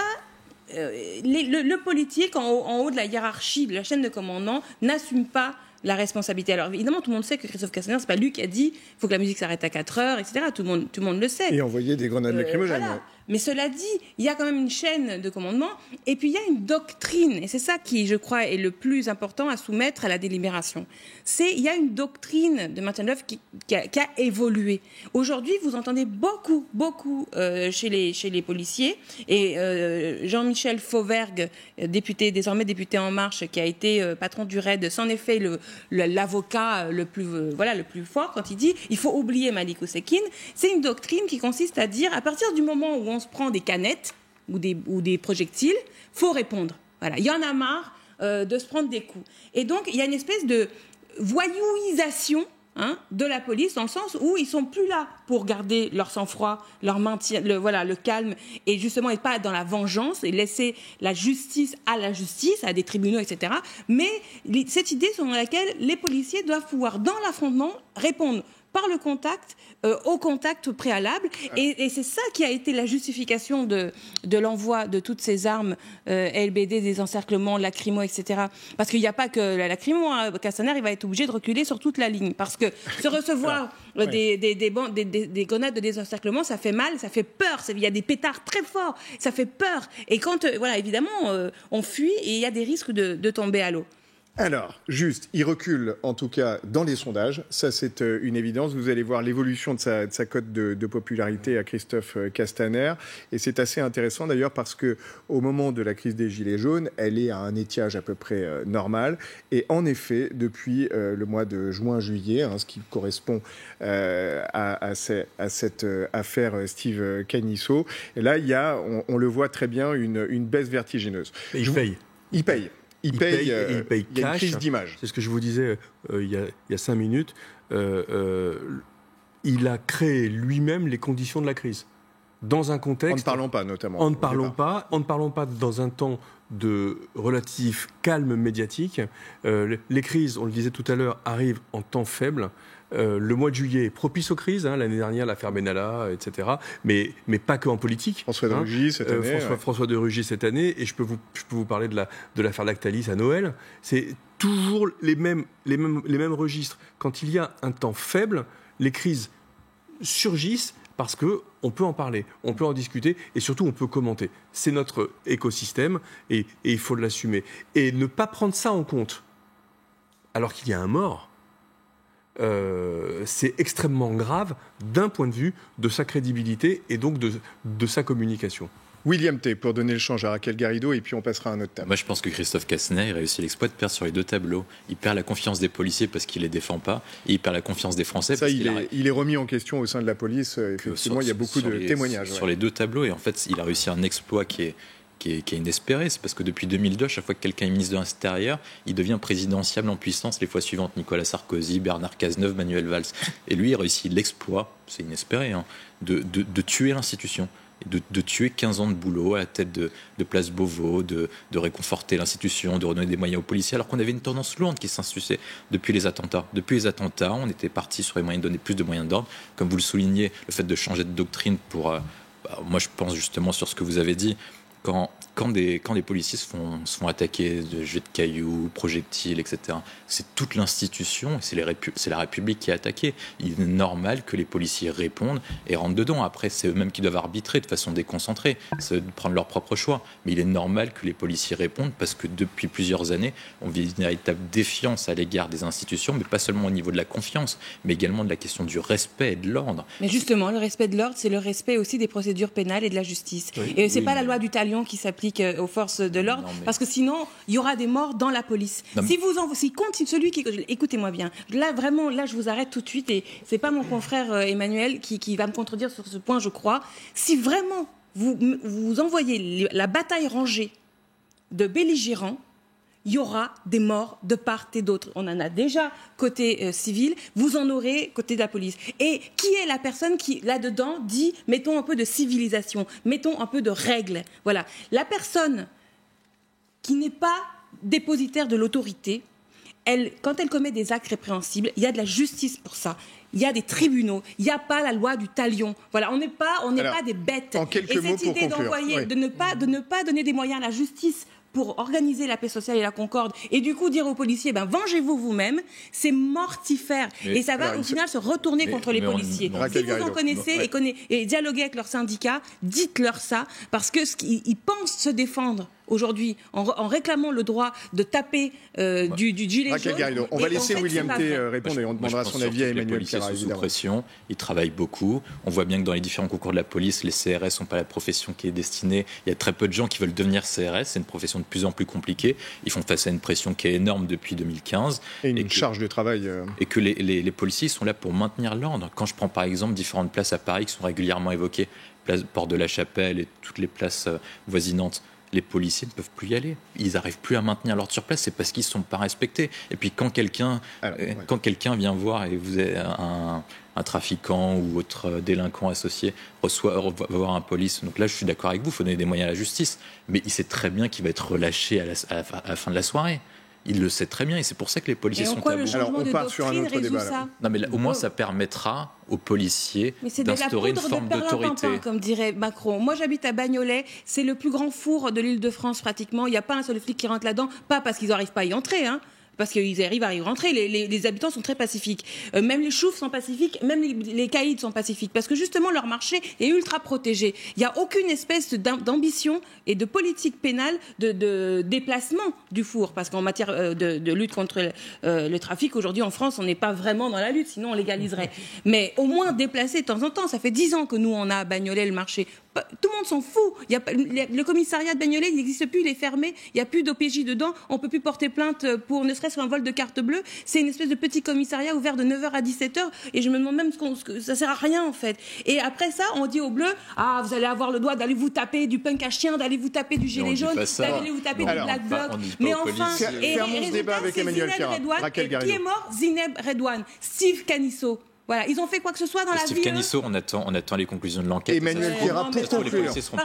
Non, là, on est dans une situation très pourrie quand même. Il s'agirait de l'assainir. Pour conclure, en un mot, parce qu'après on va prendre un petit peu de hauteur et le large également. Ça ferait du bien. Nous sommes d'accord sur le fait que ce qui ne sert à rien, c'est effectivement un commissariat ouvert seulement de 9h à 17h et Christophe Castaner. Parce que Christophe Castaner, c'est quand même une grande incompétence qui est mise en lumière par le temps mort, par le mois de juillet, le mois d'août. Dans laquelle on peut se souvenir quand même qu'au moment de la Pitié-Salpêtrière, il accuse les manifestants d'avoir tout saccagé dans l'hôpital, d'avoir attaqué l'hôpital. Quand il n'est pas en boîte de nuit, les soirs où il devrait être un peu aux manettes, quand il y a d'importantes manifestations avec éventuellement des débordements et de la violence. Et puis il y a la question de l'utilité de Christophe Castaner parce que finalement, il est secondé techniquement par Laurent Nunez, qui fait le job de techniciens, de connaisseurs des hommes et des femmes du ministère de l'Intérieur. Et cette semaine, on voit que c'est Édouard Philippe qui est obligé de prendre la main et de communiquer le Premier ministre à sa place sur la mort de Steve Canisso et Nantes. Donc à quoi sert un ministre de l'Intérieur quand il est techniquement remplacé par son bras droit et quand le Premier ministre doit intervenir à sa place? C'est un ministre de l'extérieur. Donc c'est un ministre de l'extérieur, c'est un ministre, effectivement, c'est pas uniquement un fusible parce que le problème est plus large. Mais ce qui est certain, c'est que c'est le fusible qui doit sauter pendant la canicule de cet été. Voilà. Vous pensez qu'il va sauter? Je pense qu'il va être un moment sacrifié parce que c'est une façon comme une autre de régler en quelque sorte le problème. Le problème va se présenter par ailleurs. Les 2 juges d'instruction chargés de l'affaire à Nantes se sont demandé le dépaysement du dossier parce qu'ils disent nous sommes... C'est pas illogique d'ailleurs. Non, c'est pas illogique, mais ce qu'ils disent, c'est pas qu'il y a une tension particulière à Nantes, c'est qu'ils sont susceptibles de mettre en cause ou d'interroger des acteurs avec lesquels ils ont des relations amicales ou cordiales. Qui sont ces acteurs? C'est l'État, c'est la préfecture, c'est le port autonome qui est géré par l'État et non pas par la ville. Ce qui veut dire qu'à un moment, ça va revenir et s'amplifier. C'est malheureusement plus triste et plus sinistre que l'affaire Benalla parce qu'il y a un mort. Mais Benalla, c'était déjà, quelqu'un qui se prenait pour un policier et qu'on a laissé faire, d'ailleurs, en plein Paris, agir comme un policier avec sa carte de l'Élysée. Mais donc là, on se retrouve avec un Christophe Castaner qui n'a véritablement aucune utilité et qui a, je pense, mangé son quota de sympathie et de Macronie. Et à un moment, le président va finir par l'évacuer parce qu'il ne servira plus à rien, il va au contraire desservir. Il servira juste là à faire lâcher un peu la tension. Stéphane Attal, le point de vue du communicant avant qu'on passe à autre chose. Je partage l'avis d'Emmanuel Pierrat sur le fait que, de toutes les manières, un gouvernement, c'est une somme de fusibles. Et qu'à un moment donné, il va falloir que le fusible saute. Vous y croyez aussi? Ce sera quand même, de mémoire, le 10e ou le 11e ministre qui arrête sa carrière depuis la mandature Macron. Il y en a eu 15, je crois même. Depuis alors voilà, encore plus. Donc, de toutes les façons, les Français sont habitués. Rappelez-vous que le poste de ministre de l'Intérieur a été occupé pendant 10 jours par le Premier ministre. Au moment de la démission de Gérard Collomb, parce qu'il y avait des discussions apparemment extrêmement compliquées et que Christophe Castaner n'arrivait pas à vendre sa candidature de façon très claire. Donc il est arrivé déjà presque en forçant un peu la porte. Effectivement, la stratégie du fusible fonctionne toujours en politique en France. Ça veut dire que le débat médiatique va se reporter ou se déporter à un moment donné sur sa démission, sur son bilan et sur le profil du prochain. Et à ce moment-là, on ira dans une autre histoire médiatique, dans une autre histoire politique, et on verra comment ça... on l'a vu donc une quinzaine de fois depuis le début du mandat de Macron et peut-être une centaine de fois depuis une quinzaine d'années. C'est comme ça. Bon, et puis il y a les jolies histoires de l'été aussi. Là, vous vous attendez naturellement à voir des images de flyboard et de voir les images de Francky Zapata qui a réussi sa traversée de la Manche. Ce sera juste après la pub, mais d'abord, je vais vous faire une petite devinette. Regardez cette image, cette gravure. Savez-vous de qui il s'agit? Alors là, si vous réussissez à savoir, vous gagnez mon estime éternelle. C'est un révolutionnaire. C'est pas Robespierre? C'est pas un révolutionnaire, ça n'est pas Robespierre. Vous avez raison, c'est la bonne époque. En tout cas, il s'appelle Jean-Pierre Blanchard. Alors, il n'est pas vraiment resté dans les annales, et pourtant, cet homme est le premier à avoir traversé la Manche à l'époque dans une montgolfière. Vous allez voir une peinture de cette montgolfière. Il était avec un Américain, c'était très œcuménique, qui s'appelait John Jeffries, et c'est en 1785, c'est-à-dire 4 ans avant la Révolution française. C'est la première traversée spectaculaire de la Manche. Ça nous permet d'amorcer la discussion, puisque naturellement, juste après la pub, nous parlerons de Francky Zapata, et vous allez voir qu'il n'a pas été le seul à traverser la Manche. On reviendra bien sûr sur Louis Blériot en 1909. À tout de suite.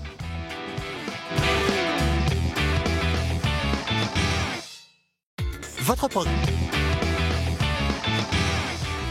Après la petite devinette juste avant la pub, on va cette fois-ci bien sûr parler de cet exploit que vous avez peut-être vécu d'ailleurs en direct sur LCI ce matin. Francky Zapata, deuxième tentative pour traverser la Manche et vous le voyez, il a réussi. Alors, d'abord ce départ, ce qui est absolument incroyable avec ce flyboard, c'est qu'il vole tout de même à 170 km/h.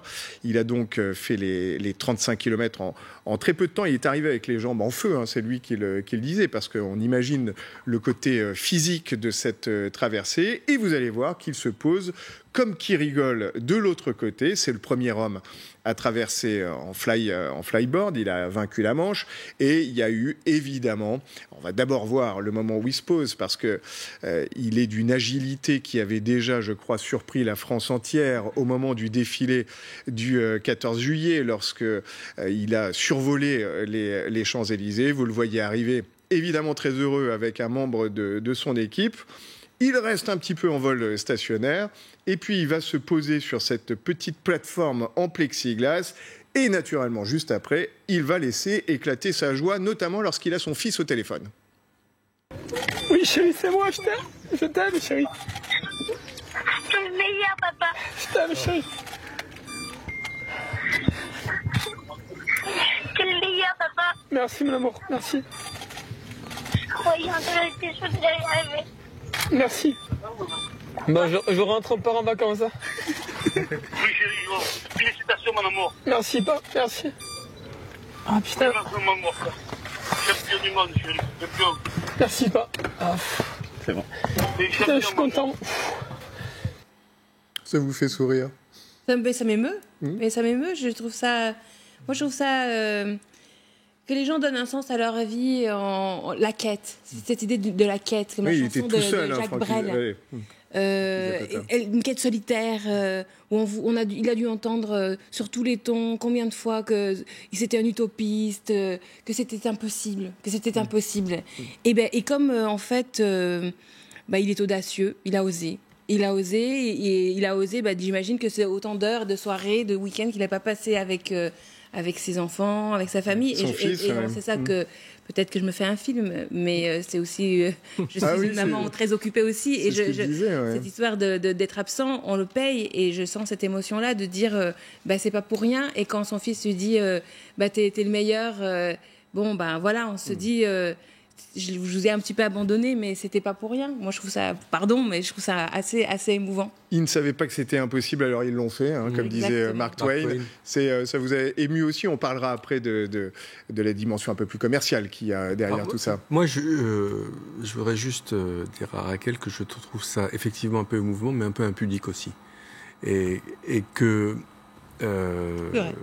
un exploit comme ça doit aussi avoir sa part de pudeur et que les médias ne devraient pas avoir droit à tout ça. Voilà. Je trouve dommage pour l'enfant qui a parlé de ne pas avoir pu parler. Enfin, il a mis le haut-parleur quand même pour parler à son fils. Oui, toutes les caméras l'attendaient. Devant les caméras. Il s'agit aussi d'une opération de communication. Donc c'est une opération de communication orchestrée de bout en bout. D'ailleurs, vous avez vu le logo de l'entreprise, ça s'appelle flyboard.show.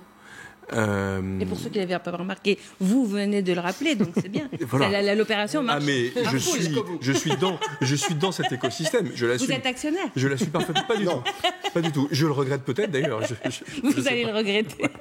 Mais vous voyez, je trouve moi je dirais le petit point que je voudrais soulever, c'est ce côté un peu impudique. Voilà. Emmanuel Pierrat.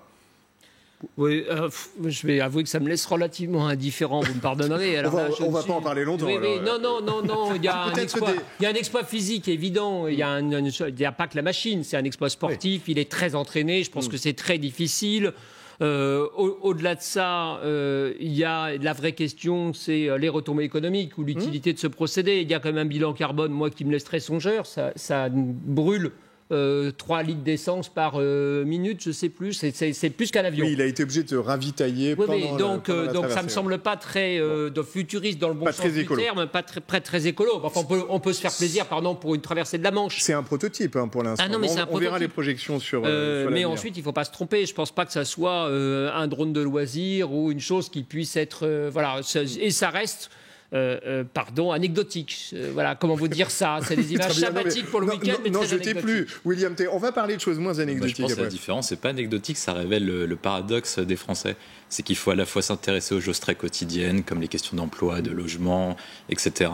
Et puis ça fait rêver. Et se porter sur des projets nationaux qui font rêver et qui font rayonner la France à l'étranger. Moi, je pense qu'il y a beaucoup de gens qui ont dû voir cet exploit et ça démontre les capacités d'innovation de la France. On n'est pas un petit pays, comme on le prétend. On n'est pas un petit pays. Même avec nos 60 millions d'habitants, d'habitants, avec nos grandes écoles et nos capacités d'innovation. Ça existait au JO de Los Angeles il y a déjà 15 ans ou 18 ans. Ça avait été inauguré, la cérémonie d'ouverture avec le même prototype. Donc moi, je veux bien que ça soit très franchouillard et cocardier. C'est révélateur des... Tous les avis s'expriment. Non, mais cette machine existait déjà. Donc voilà. Alors après, il a bricolé la sienne, etc. C'est très bien, mais vous ne faites pas d'illusions. On a un anti-Zapata sur le... Non, pas anti-Zapata, ça me laisse très songeur par rapport au drame du monde que nous vivons. Voilà. Il a un nom mexicain, donc ça nous renvoie à notre problème de Trump et de Musk. On laisse William T finir. Voilà quelqu'un qui passe les frontières, c'est très bien, ça c'est vrai. Il permet de nous combattre le Brexit. Zapata, dit Raquel Garrido. Ça, c'est révélateur de ce que disait Marcel Gauchet dans Comprendre le malheur français, c'est qu'on est toujours en train de diminuer nos propres exploits. On a gagné la Coupe du Monde, mais on n'a gagné que 4-2. Vous imaginez, on a pris 2 buts, c'est pas possible. Mbappé, il est bon, mais il est pas si bon que ça. Finalement, il y a peut-être Cristiano Ronaldo a peut-être marqué plus de buts que lui. Donc non, à chaque fois, c'est toujours en train de se diminuer. Moi, je pense plutôt qu'il faut le féliciter. Il faut encourager ce type d'initiative. Il faut encourager ceux qui ont la capacité d'innovation, de porter, de faire briller l'étranger. Ce qui est révélateur en plus sur ce cas-là, c'est que c'est une initiative privée, mais soutenue par l'État. Et lourdement soutenue par l'État a toujours marché en France. Notamment le ministère de la Défense. Et on revient sur la partie la plus gaulliste de la conception de l'État, ce qui s'est passé dans les années 60, et ce qui a toujours marché, et ce qui nous reste aujourd'hui, la capacité du nucléaire, etc.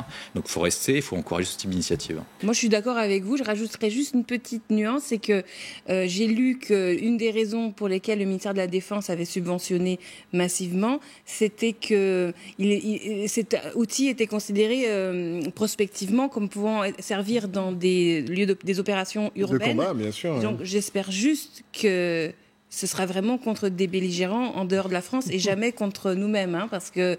on revient sur le sujet des manifestations, là, semble-t-il. Voilà, quand j'entends opération urbaine, je me dis, mon Dieu, mais un jour, il y aura peut-être un ministre de l'Intérieur qui aura l'idée d'envoyer ça. Il y aura un développement militaire, en tout cas. Et je m'en voudrais d'avoir soutenu Zapata aujourd'hui. Il y aura sans doute un développement militaire. On va faire un parallèle qui intéressera peut-être Emmanuel Pierrat, enfin j'espère, en tout cas, avec celui dans lequel Francky Zapata voulait mettre ses pas, ou ses ailes, je ne sais pas, c'est évidemment Louis Blériot. Vous vous souvenez, enfin vous ne vous souvenez pas, mais 25 juillet 1909, il y a donc 110 ans. D'ailleurs, la première tentative était le 25 juillet dernier pour Francky Zapata. Il voulait le faire vraiment pour les 110 ans. Bon là, Louis Blériot qui traverse avec son Blériot 11. Je dis bien 11 parce qu'il y avait eu 10 prototypes avant.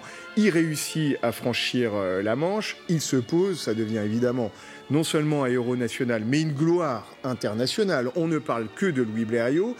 Et 5 ans plus tard, si vous faites le calcul, éclate la guerre de 1914. Et il se trouve que des Blériot 11, il va s'en vendre des centaines, notamment à l'armée française, mais pas seulement, à l'armée anglaise, etc. Ça devient un engin de guerre. C'est intéressant de voir le parallèle entre l'exploit d'une part, et puis ensuite l'utilisation qui peut en être faite. Emmanuel Pierrat. C'est pour ça que ce n'est pas un drone d'amusement et qu'on a d'un côté une opération de communication. Elle est très bien menée, il n'y a rien à redire. Il choisit le bon timing, il voulait le 25 juillet, mais enfin, ce week-end, il n'y avait quand même pas énormément de choses pour lui voler la vedette, donc ça tombait très bien. Il surfe très bien, sans jeu de mots, sur tout ça. Derrière, l'utilité, elle est quoi ? Elle est guerrière, elle est policière, elle est peu sympathique. C'est pour ça que je suis un petit peu moins enthousiaste que mes camarades de classe, là, qui admirent en tout cas une partie d'entre eux, qui sont soit cocardiers, soit très bienveillants. Moi aussi, voilà. Je suis cocardière. Et moi, pardon, mais là-dessus, moi, je pense que l'indépendance militaire de la France, elle passe par le fait qu'il y ait des armes. Là-dessus, j'ai pas du tout un discours naïf. Je suis pas des gens qui disent qu'il faut plus fabriquer d'armes, il faut plus... Parce que si on fabrique plus d'armes, on en achète aux Américains, on n'est plus... Déjà, on en achète beaucoup trop. Je vous rappelle qu'il y a le FAMAS, par exemple. Le FAMAS, on n'en fait plus, on en achète les Allemands et ainsi de suite. Donc le FAMAS qui était français à Saint-Étienne. Il y a deux possibilités, il y a deux façons de regarder les choses. Aujourd'hui, il y avait Gérard Welzer, spécialisé transport, qui disait c'est dommage que cet exploit ne soit pas réalisé pour une organisation humanitaire ou pour une grande cause et que ce soit juste un truc commercial et de com. Et de l'autre côté, effectivement, c'est l'armée qui soutient. Donc moi, ça ne me rend pas ça extrêmement sympathique, c'est vrai. Pas seulement. Mais au-delà de l'exploit physique, sincèrement, et de la performance technologique que je relativise un peu, lié au fait que j'ai vu ces images il y a 15 ans ou 20 ans. Pour les Marseillais. Mais c'est très bien. C'est bien pour les Marseillais. C'est bien que ça soit quelqu'un qui a un nom mexicain d'origine. C'est bien pour les Marseillais. Là, vous faites allusion sans doute à Jean-Luc Mélenchon. Emmanuel Macron, vous n'y pensiez pas évidemment. Emmanuel Macron a tweeté naturellement dès qu'il y a un exploit, le président de la République tweet: félicitations, les Français vous ont vu survoler les Champs-Élysées le 14 juillet. Par ce nouvel exploit, vous continuez à dépasser les limites de l'innovation militaire, et l'adjectif est important, française.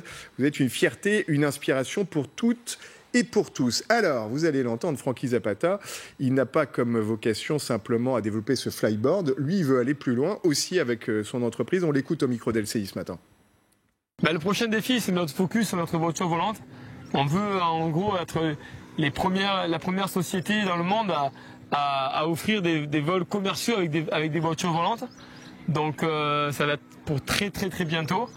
Et donc voilà, c'est notre prochain défi. Il faut bien que quelqu'un s'y colle au début. Donc c'est moi, mais c'est vraiment destiné à tout le monde. Voilà, c'est un produit qui va être destiné au commun des mortels et tout le monde va pouvoir avoir ce plaisir de voler. Voilà, la voiture volante. Il se fait plaisir. Il se fait plaisir ? Bah oui, il se fait plaisir. Vas-y, c'est le Géo trouve tout de l'année. C'est super. Vous n'y croyez pas ? Je sais pas que j'y crois pas, c'est que je pense que ce n'est pas à lui d'en parler comme ça. Il a une société, il a une compétence en tout cas avec son il s'est offert. C'est pas un groupe automobile non plus. Ouais, il s'est offert une campagne de com. Mais attendez, c'est quoi ? Heureusement qu'il vous a pas demandé la permission là. Oh là là, c'est quoi ? Franchement, mais il fait exactement ce qu'il veut. Après, on a le droit de. C'est pas parce qu'il est de Marseille qu'il s'appelle Zapata et qu'il a l'accent du midi Ne politisez pas. Il veut être l'Elon Musk français, alors qu'il se lance. Moi, je vais vous dire, la seule chose qui m'inquiète. Qui réussit. Il n'a pas tout à fait comme ça. Après, moi, je vais vous dire, la seule chose, c'est ce que j'ai bien retenu de ce qu'a dit Emmanuel, et c'est vrai que ça, pour moi, ça c'est un problème, c'est la question climatique. C'est-à-dire, si c'est en fait climaticide comme technologie, on n'est pas là dans l'innovation réelle. L'innovation de nos jours, si vous voulez... On est dans l'exploit. On n'est pas dans l'innovation. Donc, voiture qui vole, why not ? Mais pour le coup, non, si c'est la même technologie pour l'alimentation et l'énergie. Non, voilà. Donc là, c'est pas possible. Oui, c'est le début d'un prototype. Après, quand on prend l'avion, le premier avion qui a été fait en 1909, je suis sûr qu'il se consommait beaucoup et qu'au fil du temps, on a réussi à améliorer ses performances. Surtout, il faut que ce soit une autre forme en fait d'énergie, peut-être. On va voir les images d'ailleurs d'un avion électrique qui a traversé la Manche. Ça aussi, c'est un exploit dont on avait un tout petit peu moins parlé. C'était en 2015. Il avait traversé la Manche à une vitesse d'ailleurs assez modeste. En revanche, là, le coût climatique était extrêmement faible. Et d'ailleurs, ça ne coûtait que 2 € la recharge de cet avion électrique. Je sens qu'on ne va pas voir les images. Pourtant, elles auraient été logiques. Sur parole, et c'est une remarque fort à propos. Mais regardez, elles arrivent toujours. On a une équipe formidable en régie. Francky Zapata là. Et puis, cet avion IFAN en juillet 2015 qui traverse la Manche. Et ça, c'est sans doute une forme d'avenir. Hein. Ah oui, on en a besoin. Là, c'est l'argent public qui va dans la recherche pour limiter massivement l'émission de gaz à effet de serre. Ça, moi, je paye des impôts, mais tant que vous voulez pour ça. Tant que vous voulez. Parce que c'est ça qui va nous sauver. Si on ne change pas, de toute façon, notre façon de produire d'ici 12 ans, imaginez-vous. On en reparlera tout à l'heure. On va en reparler même dans quelques secondes. Vous êtes en train de faire la transition vers votre carte blanche. Alors, voulez-vous que je fasse ma carte blanche ? Attendez, parce que d'abord, il y a un petit générique qui apparaît, avec carte blanche qui apparaît sur l'écran. Et dès que cette carte blanche, regardez comme c'est joli, les cartes blanches apparaissent, c'est à vous de nous montrer le petit écriteau que l'on vous a préparé. Ma carte blanche, ceci est une photo du Groenland. Le Groenland, vous savez, c'est ce territoire rattaché au Danemark et qui est proche du pôle Nord entre l'Europe et l'Amérique du Nord. Alors, j'ai lu dans un article de la télévision canadienne ces jours-ci que mercredi dernier, à cause de la canicule en fait que l'on a tous vécu ici et qui est désormais localisée sur le Groenland, mercredi dernier, la calotte glaciaire du Groenland a fondu de 10 gigatonnes, c'est 10 milliards de tonnes. C'est 10 km3, si vous voulez. Et c'est un chiffre... En une seule journée. En une journée. Gigantesque. La journée du 31 juillet. Et évidemment, c'est du jamais vu.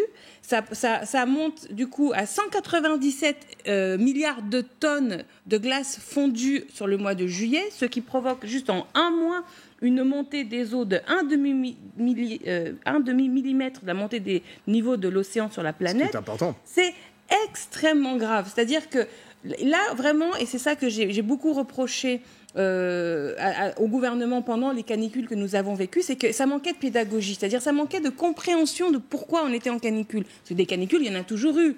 Elles n'ont pas toujours été de l'effet de l'homme. Celle-ci, oui. Cette canicule que nous avons vécue, elle est directement liée au fait que, vous savez, à cause de la force de Coriolis, la planète tourne, ça provoque des vents, mais ces vents ont comme ça une forme ondulatoire, c'est un vent qu'on appelle le jet stream. Et pourquoi ça ondule ? Parce que la différence de température entre le pôle Nord et l'équateur fait que ça ondule. Alors, ça se chauffe au pôle Nord, du coup, la différence de température entre l'équateur et le pôle Nord est moindre. Et en fait, ça provoque encore plus, ça s'accélère, parce que par exemple, une zone blanche, elle reflète la lumière. Quand ça fond, ça devient noir. Donc, ça attire encore plus. Donc, tout s'accélère encore plus. Et vous avez, par cet effet de rapprochement des températures entre le pôle Nord et l'équateur, un jet stream qui, du coup, il ondule plus largement, il va plus lentement, il stagne. Donc, tu as des épisodes de chaleur, grosse chaleur, qui vont stagner, comme on a vécu la canicule. C'est ça, la canicule. Donc, on a Il faisait plus de 20 degrés, je crois, au Groenland. Donc, voilà. Donc, on a des effets. Pour conclure. En fait, le réchauffement, la fonte provoque des canicules, laquelle provoque encore de la fonte, laquelle provoque encore des canicules, et ainsi de suite. Et c'est exactement ça, le cercle vicieux qui est décrit par les scientifiques, et c'est ça dont on parle quand on dit qu'il faut changer les règles de notre production humaine pour lutter contre ça. Et là, je voulais en parler parce que il me semble que des fois, on ne fait pas assez de pédagogie, y compris technique et scientifique, sur le pourquoi du comment. Merci Raquel Garrido. Stéphane Attal, votre carte blanche à vous. Montrez-la. Ma carte blanche, c'est... On connaît ce visage, il me semble. C'est quelqu'un que vous connaissez. L'Élysée a parlé de vacances studieuses. Moi, je parlerais plutôt de quartier d'été. Et je trouve que... Au fort de Brégançon, c'est assez pertinent d'un point de vue de la communication et de la posture présidentielle. C'est-à-dire qu'il applique la leçon retenue de son hiver en jaune. Rien d'ostentatoire, 1 ou 2 bains de foule programmés, la visite de Poutine le 17 juillet, je crois, le 17 août, pardon. 19 août. Le 19 août. Donc, un maître du monde ne s'arrête jamais et il n'est qu'en quartier d'été. Il est ailleurs, mais toujours aux manettes. L'affaire de Rugy n'a pas eu de prise sur lui ni sur sa popularité. L'espace médiatique qui a été laissé à l'affaire du CETA et l'affaire Steve ébranle plutôt son gouvernement que lui-même. Donc, pour la première fois depuis qu'il est élu, il passe un été relativement tranquille d'un point de vue de l'image et d'un point de vue de la popularité. Sachant ce qu'il attend, été, cela dire. C'est son troisième. Troisième, oui, c'est vrai. Sachant ce qu'il attend à la rentrée, je trouve qu'il prend des forces. Vous partagez ce point de vue sur Emmanuel Macron, peut-être pas complètement du... Oui. Non, c'est bien géré, on est d'accord. Il y avait de façon étonnante ce matin dans le journal du dimanche une carte des endroits où vont en vacances les ministres du gouvernement. J'étais très surpris de voir que 3 d'entre eux allaient en Grèce. Je ne les blâme pas du tout, mais on est habitué désormais à une gestion des vacances qui montre que tout le monde est au travail, que tout le monde peut revenir à Paris en cas de crise en moins d'1 heure et que personne ne lâche ses dossiers. Et donc je le trouve plutôt bien, c'est vrai, bien géré, et plutôt bien que le chef de l'État ne donne pas la sensation d'avoir laissé les clés sous le paillasson pendant 3 semaines. Voilà, c'est bien géré entre guillemets.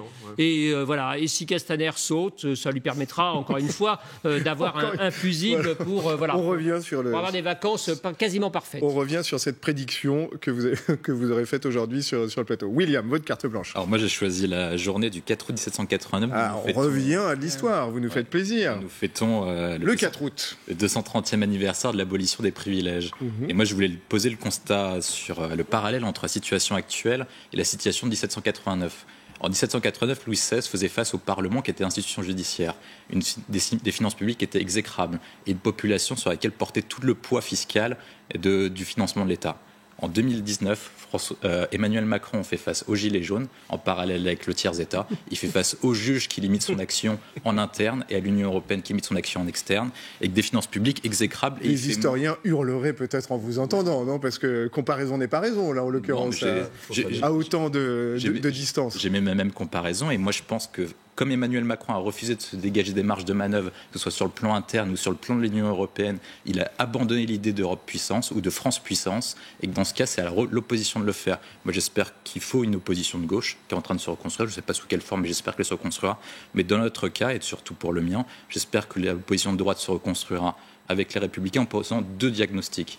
Un nouveau contrat social et une France puissance capable de peser dans le monde. Et dans cette France puissance, il faut créer un nouveau parti, gaulo-bonapartiste, et j'espère que Christian Jacob le fera à merveille. Là où vous avez, à mon avis, raison quand même sur la référence historique, c'est que l'abolition des privilèges, ce que ça veut dire très concrètement, c'est ce droit qu'avaient les nobles de ne pas payer l'impôt, justement. Or, ça renvoie exactement à la bataille sur le rétablissement de l'ISF. C'est exactement Chacun y verra son... Il y a même deux enjeux. C'est qu'il y avait les nobles qui n'en payaient pas et le clergé n'en payait pas non plus. Et aujourd'hui, en fait, le poids fiscal est réparti sur la classe moyenne. Le très haut en paye très peu par le monde. La classe moyenne et le tiers-État d'aujourd'hui. Vous savez ce que j'ai entendu une fois un samedi pendant une manif des Gilets jaunes? J'ai entendu quelqu'un qui m'a dit « Mais tu sais, Raquel, la France, c'est pas le pays des droits de l'homme, c'est le pays de la déclaration des droits de l'homme. » En fait, il y a quand même cette idée que ce qui a été conquis en 1789, c'est pas des idées pour l'avenir, c'est pas un objectif, ça doit être un programme politique. Et que tant que ce programme n'est pas réalité, l'histoire française est encore à réaliser. Vous êtes d'accord tous les deux, c'est magnifique. Emmanuel Pierrat, pour finir. Jair Bolsonaro, pourquoi? Parce que cette semaine... le président brésilien. Le président brésilien a posé un léger lapin à Jean-Yves Le Drian. Jean-Yves Le Drian devait le rencontrer lors d'une visite en qualité de ministre des Affaires étrangères. Et puis, le rendez-vous a été annulé pour qu'on découvre dans l'heure que Bolsonaro était chez le coiffeur. Et il se fait filmer chez le coiffeur. Il se fait filmer chez le coiffeur et son porte-parole a dit, mais d'ailleurs, il a un emploi du temps tellement compliqué et il travaille tellement qu'il faut bien qu'à un moment, il se fasse couper les cheveux. Donc, c'est tombé pendant ce moment-là. Ça laisse songeur, ça révèle quelque chose. Là encore, ce sont ces démocraties qui tournent mal, dans lesquelles on a élu des dingues ou des gens dont le discours de haine est le seul moteur ou le seul carburant. C'est Trump dont on a parlé tout à l'heure, c'est Viktor Orban, c'est les Polonais, c'est Salvini en Italie et Bolsonaro incarne tout cela. Cette semaine, il y a aussi 26 ONG qui ont signé une grande tribune pour dénoncer les pressions du gouvernement brésilien sur des journalistes, sur Glenn Greenwald, qui dirige un journal qui s'appelle The Intercept Brasil, allié avec la Folha de Sao Paulo, qui enquête sur un scandale très important qu'on va appeler lavage express pour traduire l'expression brésilienne, un scandale de corruption politique, financière avec Petrogaz, le géant du pétrole. Cette tribune a été signée par 26 organisations, dont le Pen Club International, dont je suis le président français. Et voilà, 2 événements à 2 jours d'écart concernant le Brésil qui montrent que la démocratie peut nous réserver parfois le pire. Et donc nous devons absolument travailler vers une autre direction. Je ne suis pas sûr que l'arrivée de Boris Johnson soit, par exemple, aussi un élément favorable ou à saluer favorablement. Voilà. Donc moi, le Brésil m'intéresse et m'inquiète dans sa transformation anti-indien, anti-écolo, anti-droit des LGBT, pro-évangéliste. Tout cela me fait assez frémir. Ce sera le mot de la fin, ça vous intéresse plus effectivement que Francky Zapata. Merci beaucoup à tous les 4 pour vos analyses, vos coups de gueule, votre clairvoyance, vos pronostics de fusibles avec Christophe Castaner. Restez avec nous, l'information revient sur la chaîne Info.